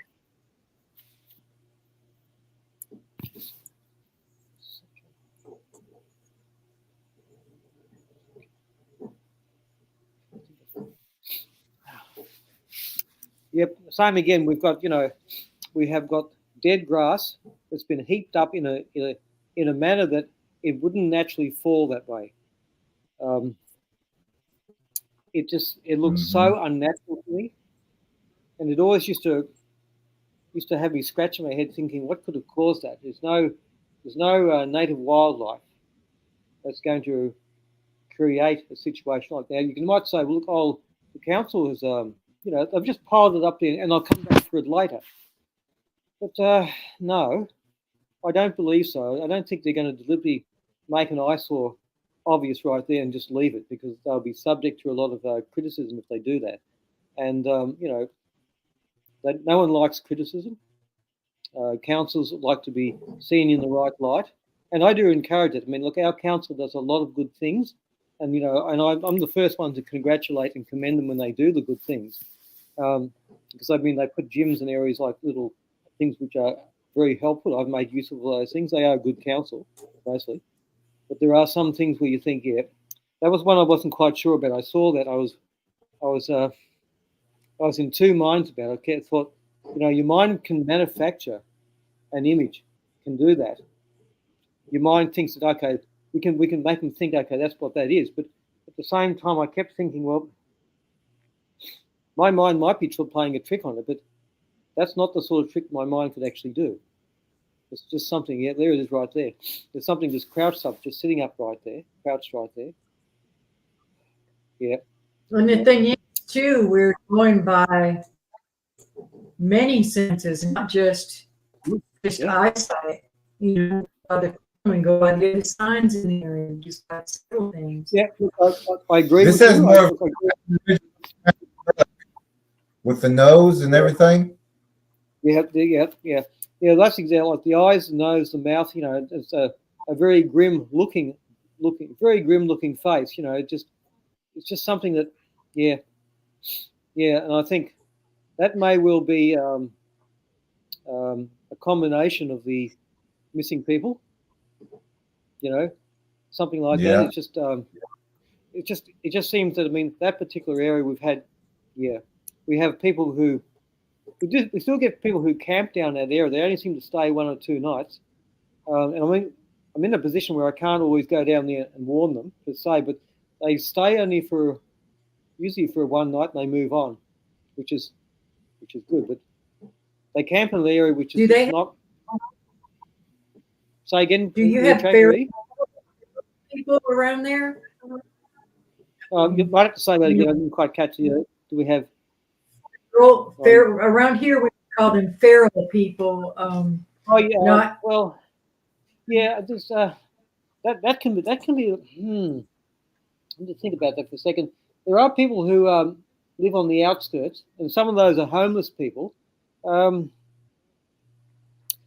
There's been no real reports of it, but I know that in some of the areas where I've walked, you know, a couple of years ago, I made sure I had a good friend with me who coincidentally was a born-again Christian. So we would walk in sort of areas. I didn't know at the time what a protection that was.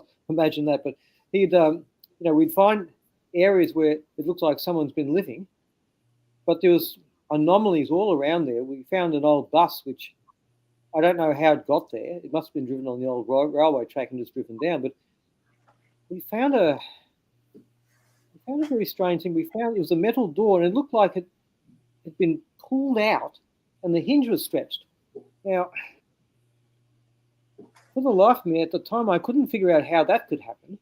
And my friend also, he said, well, you know, did they use a winch or something? And I said, well, look, I guess I must have used a winch, because it didn't make any sense to me. And to a point, it still doesn't make any sense to me. But it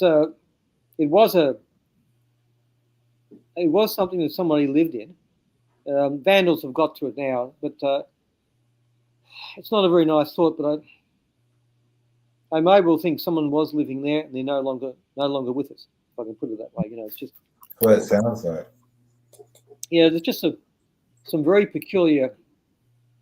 I know there are some people who sort of live on the outskirts here with the tents and whatnot, but we do have some periods, if you're riding on the bike path, some people will try to jump out and try to take your bike or rob you. And I've had that encounter a few years ago, but it didn't come to anything really. I think they're probably more afraid of me than I was of them, and that worked out all right. So I think I was a little bit more aggressive towards them too. So nothing much happened. So Okay. I was going to ask you about this photo you sent in today. Yeah.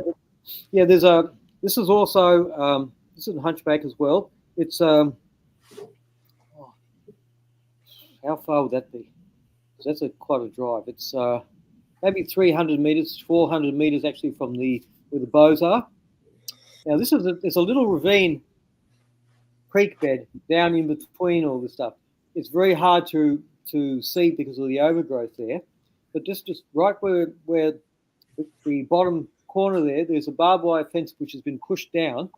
There's a lot of dead grass. Now, you can't really see the ground there. It will be a case if you step over the barbed wire, you're not really knowing where the actual ground is. You could just fall head first straight into it.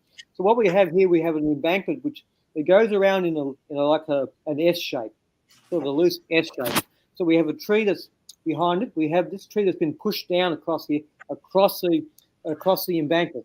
The embankment on the right-hand side is higher than the embankment on the left side. That's where the hill's virtually starting. But it's a few years ago, this area was better maintained. A lot of the grass was cut down, and you could go along there, but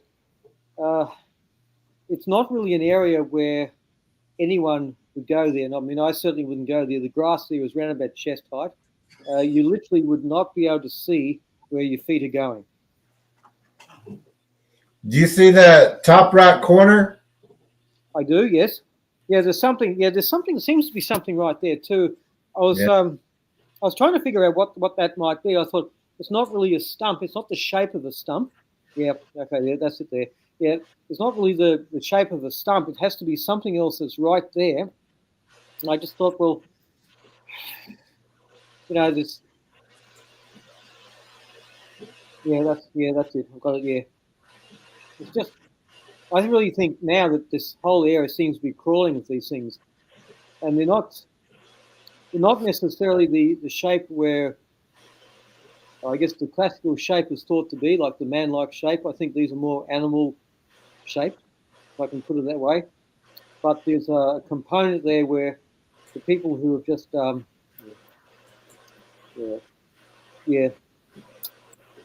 a wombat right there. Look at that. That's a wombat shape right there. Yeah, I don't know what a wombat looks like, but I knew it was something right there. Yeah, and I think that's a fairly large size too. It's bigger than an average wombat. Yeah. So it's slightly big. It's just when I was shooting that with the telephoto lens, I made a point of not getting overly too close.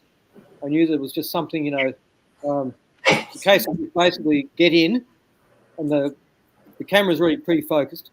I've got a fair idea how. I can shoot, 5 or 6 frames per second if I really need to, and just a case of just get the pictures and just get out. And that was my whole intention. I made the intention that nothing would puncture my tires, that the battery wouldn't go flat. It wasn't going to be some sort of oil pressure problem, wasn't anything like that. I added a prayer on top of that, and I just simply, I had the person with me. I just simply said, you watch the road, you watch behind us, and I said, I'll just focus on this. And I said, do not get out of the car, just stay where you are, So I just got the shot, and then I was, then we're just gone. Yeah. Yeah, there's more than one. There's here. Yeah. Yeah, more than one right there. Yeah. Can you tell us? Oh, this one right here, I seen. I can't see, but to me, it's a snake head at the top, in the very. This one's down where where that X marker is. And there's a lot of very peculiar shapes and shadows right down there. There's a lot of very, very strange sort of things there. Yeah. At the time, I was thinking, after I came back looking, I thought, well, I don't think these are all trees. I really, really don't think these are all trees. There's something that's looking like a tree, And I thought, I was showing this to a good friend of mine. He said, look, how about we go down there, get over the fence and have a look? And I said, no, we are not going to do that. That's the one thing we are not going to do, We're not going to do that, So I thought, no, it's just and that was a strange one too. I was looking at that and I thought, what's that? Could that be like, that could be I think that's got a bit of avian bird DNA in that. See, the birds we have here, we have a lot of crows. We have blackbirds, sparrows, blue wren. We have it's a sort of a honeysuckle bird. I don't know the name of it, but I do have them in my back garden here. They make a nuisance of themselves. I always look to make sure that they are actually a bird, but they are. But yeah, so this is a very peculiar shape in itself too. It's almost like a little bit of owl look there too. Mm-hmm. I'm not certain that we have owls in this area. I'm not going to say 100% we don't have them, but I really don't know. I don't know about that. What about this? Yeah, now that one. Yeah, look, I loaded that up to a couple of the Yowie groups, and of course, the inevitable derision and everything else, laughter and whatnot. That was something that I didn't see at the time. You pointed it out to me. I went back a few days later, and I thought, well, I know where the trunk is, but I couldn't see that. There's something right. Obviously, there's something there. Look, I've been accused of using Photoshop, which I don't have, to create that image. And basically, what you're seeing there is just that's a zoomed-in picture. I've just basically cropped that because this is part of the X marker, the big X marker. It's just off to the left of the whole thing. So it's something, and clearly it doesn't look particularly happy now, does it? No. And I didn't know if this was your homework. I mean, but it didn't look like it. But I'm happy to submit, practically everything that that you want, because this was that was part of my homework there too. I was trying to. That was down at Assumption Park down there. It rained the night before. This was this thick clay right there, and I was basically trying to do like a running thing. I think that blue stuff is a snail bait that I use down there. So I had to wash my feet off. Yeah, I was wondering about this one. Yeah, so this is my that's my footprint there. I was trying to just talk. I've got to start doing the homework for the varieties of soil that we have, and that was another hot day. We have some extraordinarily hot days here. It's a bit cooler today, but everything that's damp, if it's in the direct sunlight, it will dry in about 3 seconds flat. Everything's in the shade. It'll take half an hour to an hour. That clay there is it takes around about 3 or 4 hours for it to dry properly. So you'll still leave the imprint right there, but I've got a few more footprints for you to see yet. But Okay. Yeah. Now this one was with I think in another group that you're in, and there was a blind there, but this was just past that blind, just a little bit. It's one of the pictures. I don't know if you posted or someone in the group. This one. I think it's just part and parcel of one of my pictures. But at the time, I didn't see it. I confess that I did not see it at the time. It just has the same feel as everything that I take a picture of. I'm not like saying like every time I take a picture, there's going to be something there. But this is only in very specific areas. Mm-hmm. It's not every picture that I take. I mean, I'll take certain pictures and I get no feeling whatsoever. And zooming in, I can't see anything. But this was, again, in something that something was clearly there. And like it's, I guess what people have got to understand that these creatures, it's not like they've got a life like us. Like, I mean, they don't have domestic duties. There's Mrs. Yowie and Mr. Yowie doing this over here or anything else like that, and they're doing something. They don't do that. What they will basically do, they will establish a hunting ground and an ambush point, and they will stay right there. Occasionally, you might find if they have more than one ambush site and more than one sensor traps in an area, they'll camp basically right there hidden, and they'll wait for the prey to come to them. That's what they do. So I mean, it's not like it's not like you've photoshopped this, you've made it up. No, these creatures are right there. It's something that. Geez, I have frustration trying to explain this to people. I mean, I know I'm singing to the choir here because everybody here watching this has an idea of what I'm saying because we all know, trackers and tracker candidates understand this very well. It's just a case that the general public doesn't understand this, and they think that, well, look, animals do what animals do. They hibernate, and they're over this, they're doing that. No, these are not ordinary animals. Mm-hmm. They, contain a DNA which does not belong to them, and they've got this DNA because they've stolen it. So this is the whole thing. They are right there all the time. Now, you may be very well be lucky to go to an ambush point where the creatures are not there, and you are lucky because they are not there. But 9 times out of every 10 occasions, they'll be right there. Now that one, that's got a lot of people saying, well, it's just a foliage, it's probably an owl. I can't discount that it's not an owl, but there's more than one creature right there. Oh yeah. There's one lying down. It's got his head up at the corner right there. There's one slightly behind right there. When I first saw it, I said, oh, look at this. This is pretty good. This is one. And I thought, no, wait a minute. That's not one. Right. They stack up. Yeah, they stack up. Too, that reminded us of just another example of how they stack up. You see the two that are right next to each One's other. darker, lighter. Yeah. Yeah, right there. Yeah. Yeah. This is what they do. It's just, of course, and I mean, try to explain to people that these creatures, they use each other's bodies to conceal them, and they do this to break up a recognizable shape. Exactly. So we don't exactly know what it is we're looking at, but we know we're looking at something. They'll lie flat down, or they'll be curled down in a variety of shapes, and they do that very specifically to break up a recognizable outline. Because why do they do it? Well, they do it because you can't figure out what you're seeing, so you go in a bit closer to see what it actually is. Well, that's the worst surprise that anyone doesn't need on any given day if they do that. It's just so that's why they do it. They do it to bring the prey in closer. So we know we have to educate.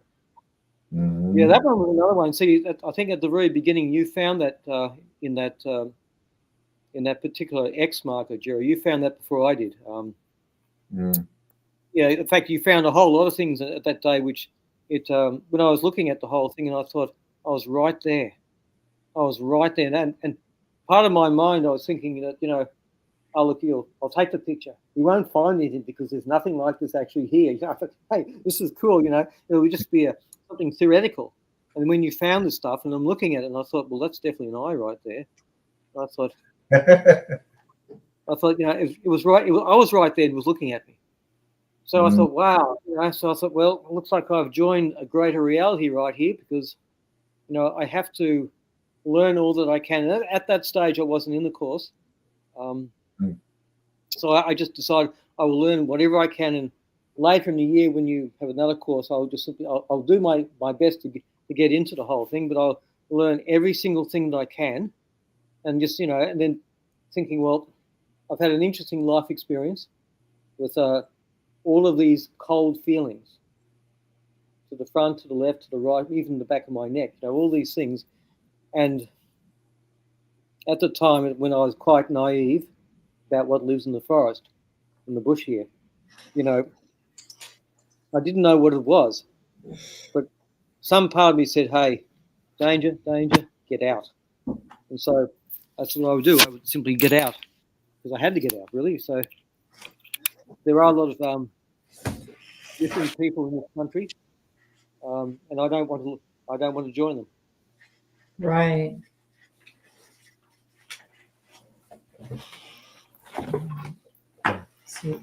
We're going to show a picture. I don't know if we hope you can see it clearly. And yeah. You saw that on the Facebook thing too. Yeah, I thought it was quite strange. And to be honest, I don't entirely know what I was looking at. I don't think this is an entirely a physical thing. It sort of comes across to me as being something more of an energy-based thing. But again, there's more than one. Yes, I'll stack up again. Yeah, people have to back up a little. Or sorry, we didn't get that picture. I think I gave it like a title like state shifting. There was something. It wasn't entirely physical, but it wasn't entirely energetic either. There was just something. It was a mix, and a lot of these things These are unknown. They're an unknown species. We don't know exactly all that they're accessing, which makes it a little bit more uncertain for us. A spectrum. There's a variance of degrees Yeah. of what they can do. From the purely Well, beast. this is potentially this is the most frightening thing because we don't know. Even with someone who, like myself, has the ability, an unwanted ability to see things, I don't always see things either. There's still things that I don't always see either. I mean, I can feel them, but I can't see them. But it's just when there's, something will be moving around. Well, here we go. Moving around here, and I'm training myself not to look at it. I can use the vision right here, and I can just think, righto, go into the prayerful stance, and just get rid of it. Because I don't want it there. I don't want any of these things around me. Right. If I could be a normal individual, a normal person without experiencing this sort of stuff, that would be great. But here's the real kicker, Here's the real kicker. If I was a normal person, it's very unlikely that I would have lived to 62 years of age. It's very unlikely because something would have taken me out. I would have ignored all the warnings and I wouldn't be here, But I am here because, I'm not a normalish sort of person, if I can put it that way, That's either. Yeah. Well, luckily for me, you're not as well, and luckily for me, I think the trackers and the tracker candidates are also. Where it's like we are all basically manifestations of each other. We all share a sort of an instinct that tells us this is dangerous. There's something not quite right here. That what we're looking at should not be here, but we can't see it. But it doesn't belong here. That's the sort of thing. It's almost like seeing something that's. I don't know how I can articulate. How do I articulate this? It's like we're seeing a scene that's been created for us to accept as normal, but it's actually not. There's something underneath that, and to me, that's the most disconcerting thing because there's so many things, that I can see, that I can look at. I think there's even with people, people that are supposed to be people. Let's not get into the conspiracy thing, just this, but I can tell you 100% that I've met people that are outwardly, they are people, they really are, but they're not people. Right. There's something inside them, and I've seen the eyes do funny things, and whenever I've seen this happen up at the hospital with my mother up there, and as soon as I've seen this, I think, right, I've got to get my mother away from this particular individual. I'm just, I just have to do it because I'm not allowing that, whatever it is, to do anything harmful. They're just not going to allow it, It's just not done. My mother, she's 88. She's quite frail. I said, I wish I'd got along with her better. Probably my fault. But she's a tough old bird too. She survived getting a hip broken in a couple of places. She's survived broken kneecaps, broken wrists, broken shoulder, collarbone, a whole lot of things. She's blind in one eye. There's all this stuff. And look, she gives me as much grief as she can. She just, it just happens, But I love her very dearly, and I will do all that I can to protect her. Good. And that's just, from human predators as well as everything else. Mm-hmm. And it's just, she doesn't see what I see. She doesn't see what I see. She doesn't quite understand it, But when I say to her, I said, look, we need to go, and I will steer her away from that. And she said, oh, look, I'm not going. I said, you are going. That's the end of the story. You're going. And that's all there is to it because, I'm driving, so you might want to get in the car. Yeah, look, here's the thing. There's something amiss, and I can sense it, and I know which direction it's coming from. So we are going to go the opposite direction. But then that's just all there is to it. And it's just, and unfortunately, some of our so-called, some of our authorities are this, and it's just it's a difficult situation to be in when you need a certain authority, like excuse me, you have a medical situation. I have things wrong with me too, medically, as well as my mother does, and having to try to offset the treatment and offset my visits away from these people because I don't want to be in their presence. Really, really don't. And I can, from time to time, I'll say I can give them reasons, to put me on to another professional. There's this sort of thing. It's just how it is. It's just I don't want to make it too fine a point of it because I'm not a tough guy. I'm someone who is burdened with insight, and I really I have to obey, the spiritual leading which says when you're in a dangerous position, stand up tall and oppose it. But when the opportunity comes to leave, then you withdraw without fear. Yeah. And that's what I've tried to live by that. It's pretty hard sometimes because I've had some, like most of us, like everyone the tracker candidates and the trackers, they know what I'm talking about. They've all had a situation where something is virtually life and death, and you only survive because of the decisions that you make with a cool head. And that's simply to not run away, not panic, not plead for mercy, but to stand up. So we all know that. We're speaking the same language. Yeah. Still not like you. Does anyone have questions for? Yes, questions. Yeah, questions. Yes. Yeah, we'll do questions and comments, and we'll see. Kept here almost 3.5 hours. Oh, wow! Is it really? Doesn't seem. It never does. Well, it doesn't seem like. I'm happy this computer hasn't shut itself down or some other problem because hey, I mean, I'm not a tech person. I really not, and I really despise this stuff. But it's an evil that we have to get ahead of. If anyone has any questions, put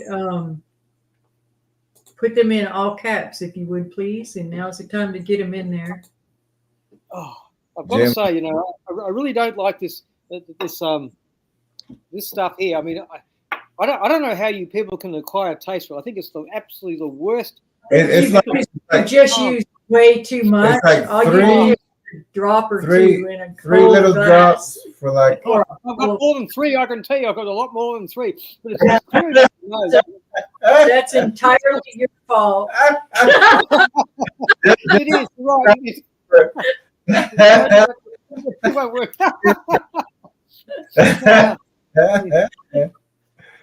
It's funny. Maybe just go with some peppermint tea next time. And Jim says Maury River as a Yowie hotspot. Yowie hotspot. Oh, look, I've heard of the place. I don't quite know where it is. I think it might be. It may well be in New South Wales, somewhere in central New South Wales. But I don't look. I've never been there.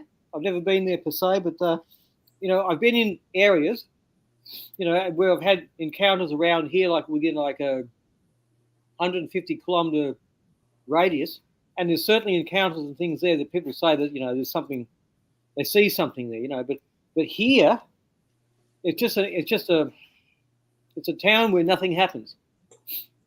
Nothing happens apparently. Yeah. I think I beg to differ because I know something happens here, so. Oh, yeah.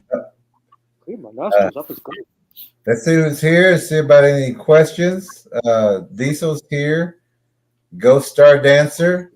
Hello, Ghost Star Dancer. Well, make you feel wanted. Yes, but not wanted in a happy way.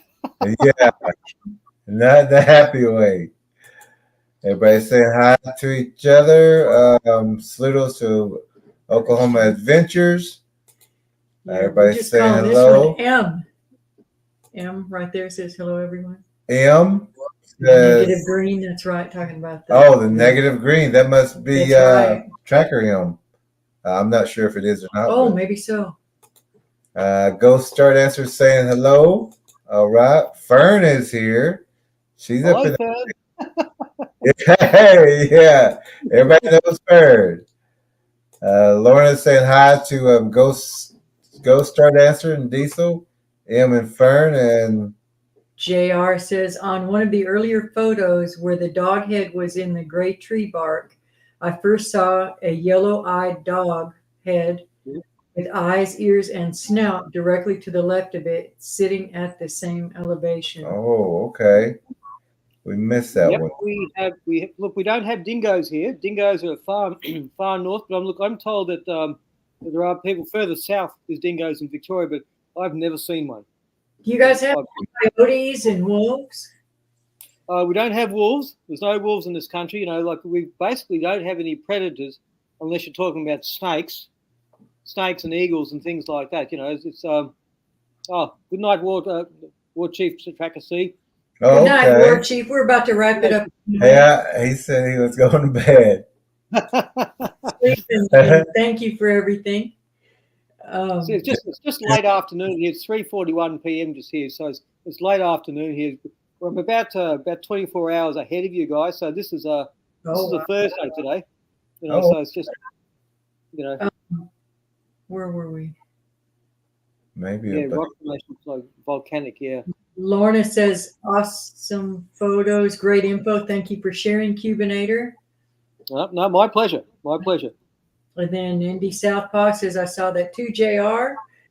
JR says, the strange looking rock formation looks to possibly be a volcanic dike, maybe a basalt. Well, see, curiously, this is basically a valley where I'm sort of living. It's basically the hills are supposed to be volcanic, supposedly. Now, I don't know whether this is true or not. And I mean, it doesn't look volcanic to me, but I know up on the hills south of here, there are a lot of sort of black looking rocks. So I haven't been there for a couple of years. I mean, being a carer now and having my own medical issues, I haven't got much scope to travel far distance on foot now. And now that I know for sure, you know, what's there, I don't feel inclined unless I'm heavily armed with something, you know. Hear that. Oh, yeah. Bernice is headed to bed too. She's got a work day, I'm sure, tomorrow. Good night, Bernice. Good night, Bernice. We love Yeah, you I guess too. it's still Valentine's Day here. Ghost Start Answer says, hello, everyone. Great observations, Q. Oh, all right. Thank you. And I think that's it. Oh, jolly good. Anything else? It's something for us because you're not a normal person Nothing like us. normal about you. Normal. Yeah, look, I know. I mean, look, I feel quite honoured and humbled that I'm basically the first Australian in your course, and Oh yeah. I'm very humbled for that. I thank you. I mean, I have so much gratitude for it. I mean, you know, God has brought me to you two, and you two have brought me back, back to God. So I mean, it's been a checkered career with God. I mean, God knows that I am a difficult person, you know. So it's been all good. It's all good. And more comments here. M says it is Tracker M out of the shadows. All right, Tracker M here. We hadn't heard from Tracker M in a while. Came in late. What area are your pics from? This is in Australia, in Victoria. Place called Wodonga, which is northeast Victoria. We're just we're in between New South Wales and Victoria. We're right in the very cusp. There's a river dividing the two states. You know, so it's New South Wales is only basically about 20 minutes from here, but it is interstate for us, and there's a lot of things that we need to do in New South Wales that we can't get done in Victoria because whatever political reason. But it's just, you know. Okay. So I'm basically on the cusp.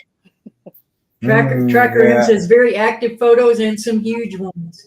Jody Albrecht says, thank you for your insight. I'm in Canada, and they do exactly the same here. Yeah. Yeah. Bob has a question for you. Bob, have you heard of any incidents of people being eaten or strange mutilation deaths? I have one. He's in British Columbia. He says he has one near him. Police and coroner said nothing. I think the problem is, I mean, there's not a lot that's actually reported. There are like cats disappear, and there are like I do know someone who had a cat. It was a house cat, and it never went outside. He got outside, and somehow it ended up very near to this location, the location with the ex. He has no idea how it got there, and he said the cat was frightened, and it was really almost hysterically frightened. I mean, I don't know what happened. He doesn't know what happened, but there are reports where like animals get mutilated. I mean, there are horses get mutilated around here. So, but like is always blamed on sick people. Right. And I mean, I don't mean just disabled sick people, but mentally ill type. Yeah. That's the official story. I don't know, but there's so much we just don't hear about here. Everything is just like it's like the cone of silence. It's peculiar, I mean, no one so far approached me and said, "Hey, stop doing what you're doing." And I mean, I guess if I use my real name on here, it might happen. But I'm Cubinator. I'm happy to be Cubinator sometimes. Yeah. Lorna says, everyone have a great night. Stay safe. Good night, Lorna. Good night, Lorna. Have a good night. Jody says, you are gifted. That's for sure. No, I'm not. It's not a gift that I want. I don't want it. I really don't. I seriously, like my grandmother, it was a burden to her. It's a burden to me.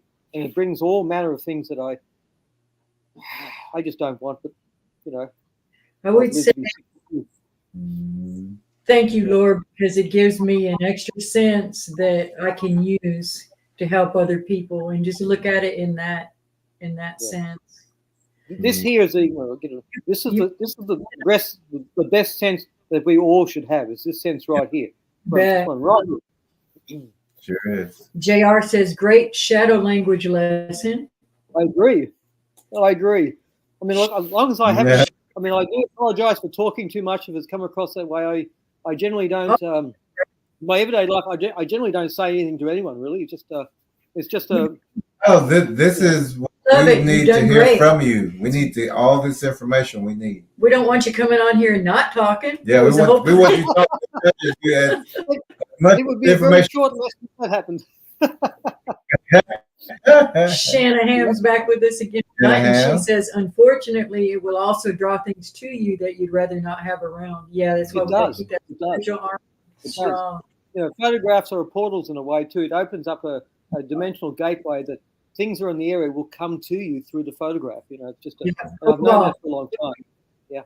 Yeah. Cobalt in our team, she'll get the sense and take the pictures, but then she deletes them after she sends them to us. And we do pray over everything.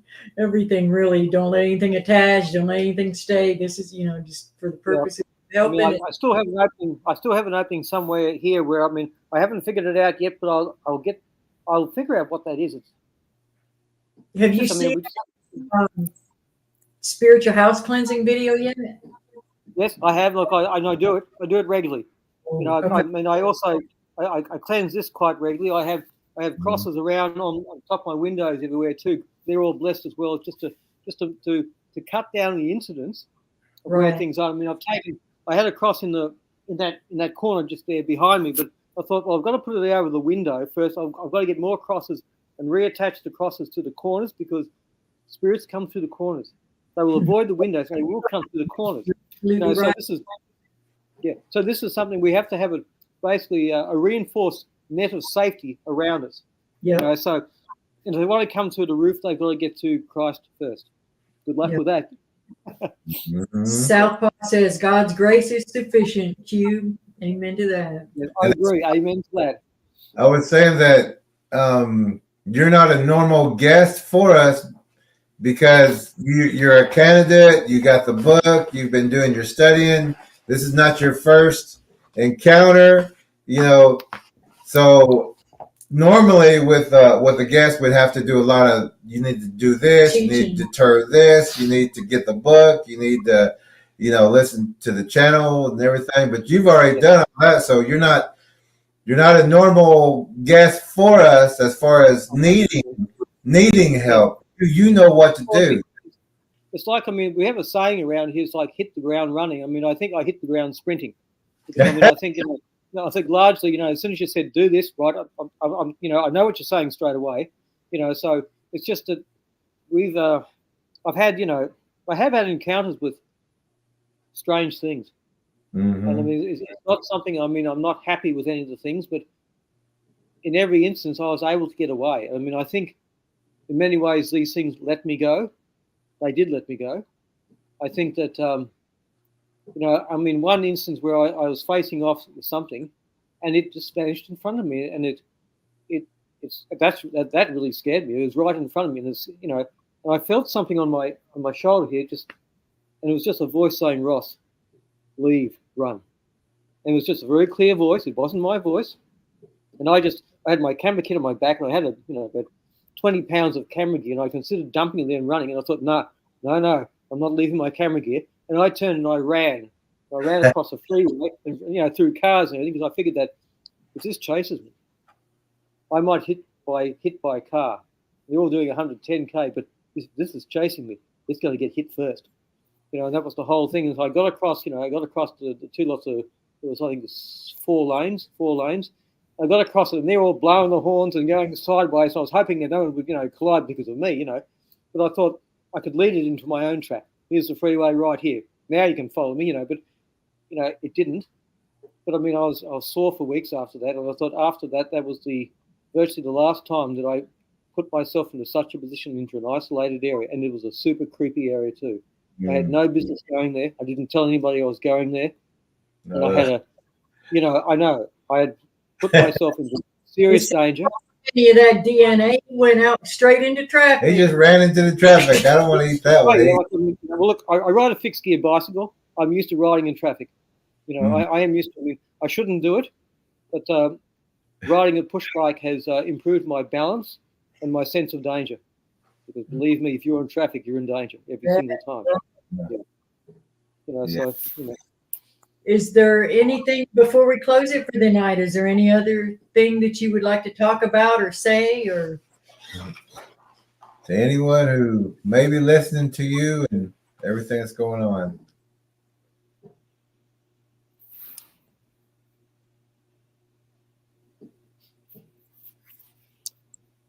So I can't see the questions here because I'm in Opera. Like the comments don't come up per se, but I'll go back into Safari after this is over. Then I can check on the comments then, but I can't see anything. I've just got the double screen right here.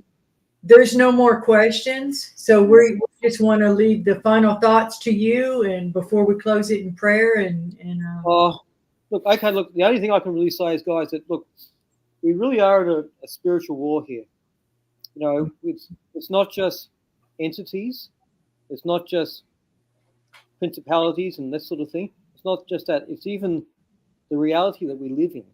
The reality that we see is not really what the reality is. It's like window dressing.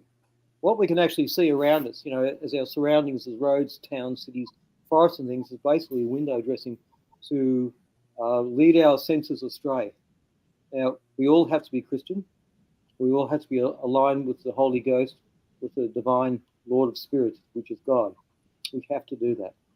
It is a protection to us, but it is also a very enriching way of knowing that, whatever happens, you can get around it. I mean, today I had a computer basically shut down. I had to reload everything, and, nothing would actually work. And I thought, I know what to do. So I had the insight of how to actually get this interview going. Logged into Google, so I couldn't open it up. I couldn't do it through Safari, but I can do it through Opera.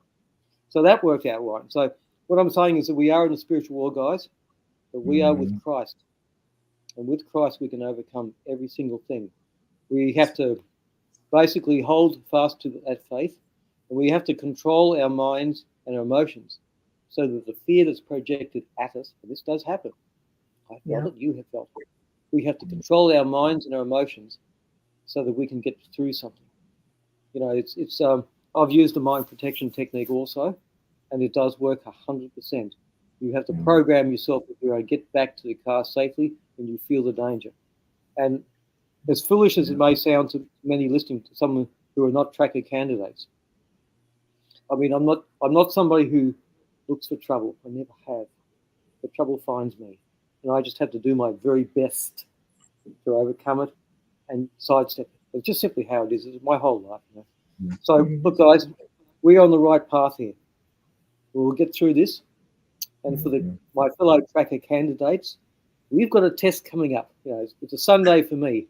And I mean, I know we shouldn't be worried about it. I mean, I am. I know that I am, because I've just came through a late thing. And I'm reading through my notes thinking, what's this word here I've written here?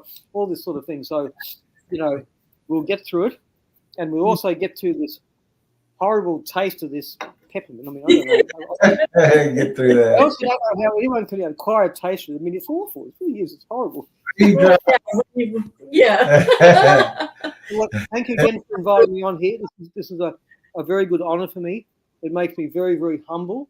I'm happy to be the first Australian because I will set high standards. So anybody coming after me will have to live up to those standards or exceed them. Yeah. That's right. Because we don't want tracker people who are going to be weak and who are going to be hysterical, giving into fear and whatnot. And we don't want that. We are basically like the front line, I think, if I can put it that way. We're the front line between what we're facing and what's behind us. Well put. Yeah. Okay, so that's it for me. Thank you so much. We have a couple more comments. JR says, thank you.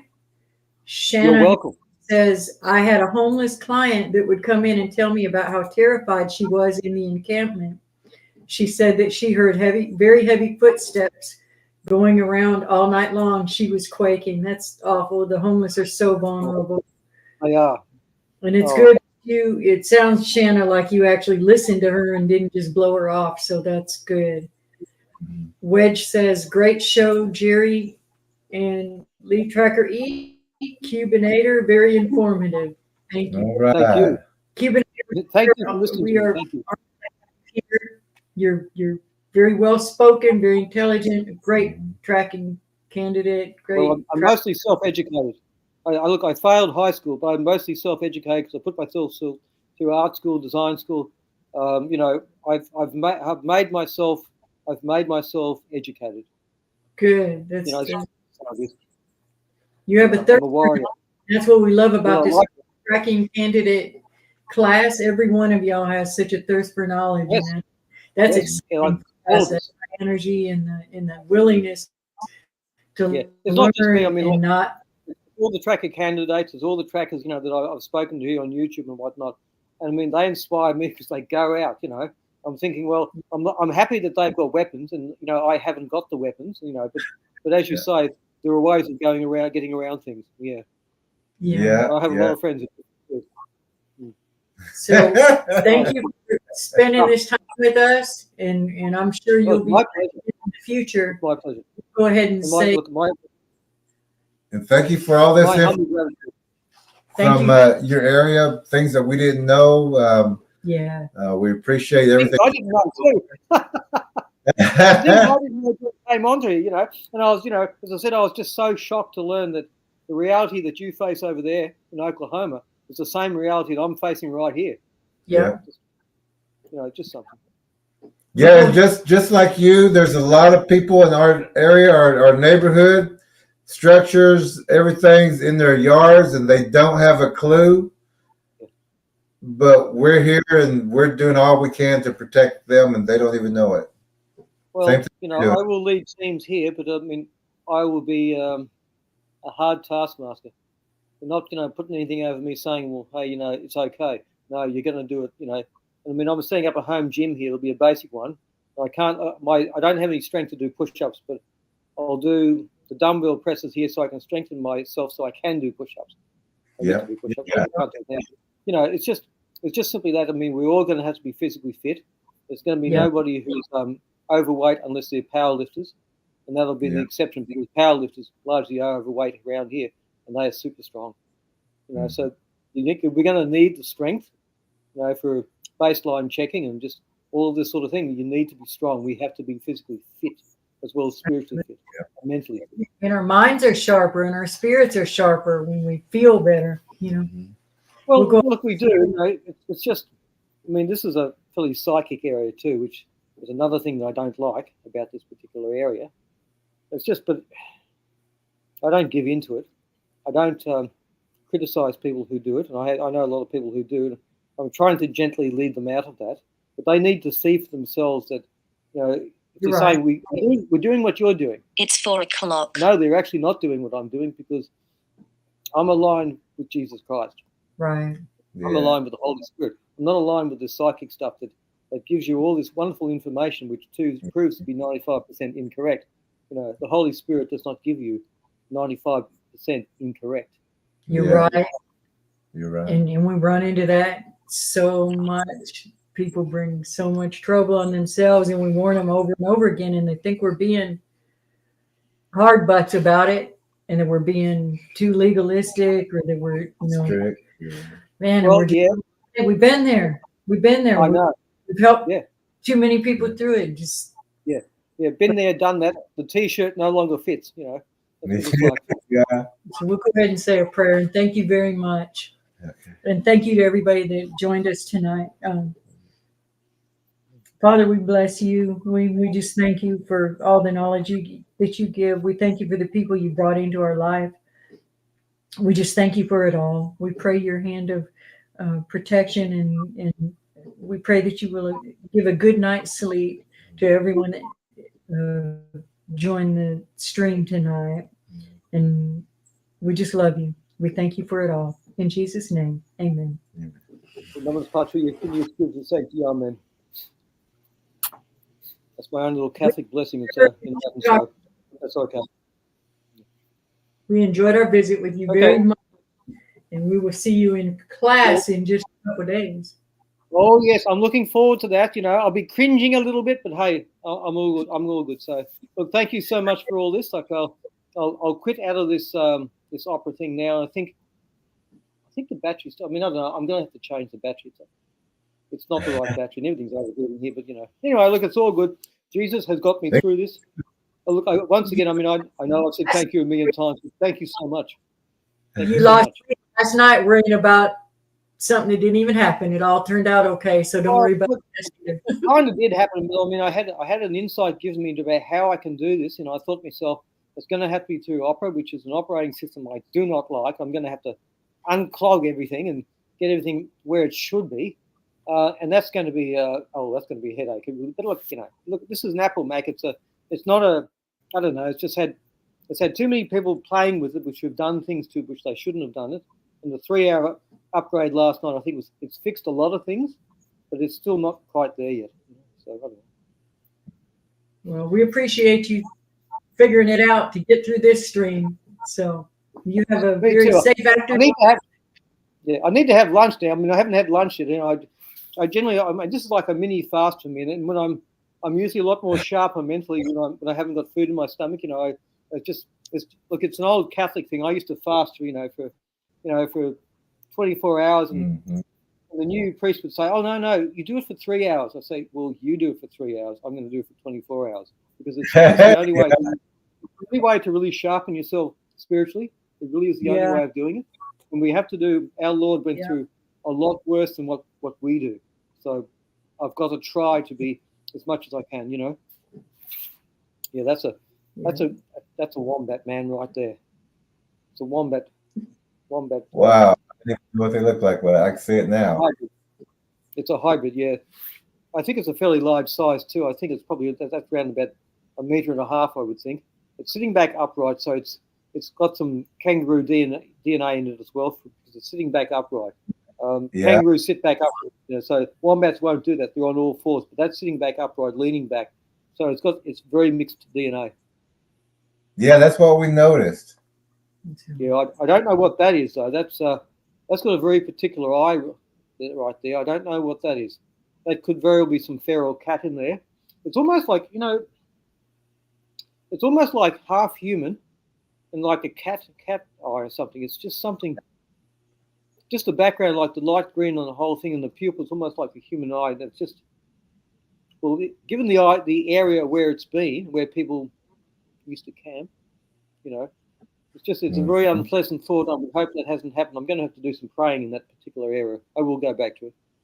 But I won't get. I know. Look, the Holy Spirit will guide me to exact distance I need to stay away. And once it says you need to go, I'll go. It's just, it is what it is. It is what it is. Okay. And we are who we are. Okay, we'll see you in the course, and that's coming up. So get ready for that test tomorrow. Okay, thank you. So I'll say again, warm greetings from Australia, guys. Warm greetings. Yeah. Okay. From Australia. You did a great job. Wonderful. You did. Thank you so much. Thank you for the opportunity. Thank you. I'm humbled. Thank you.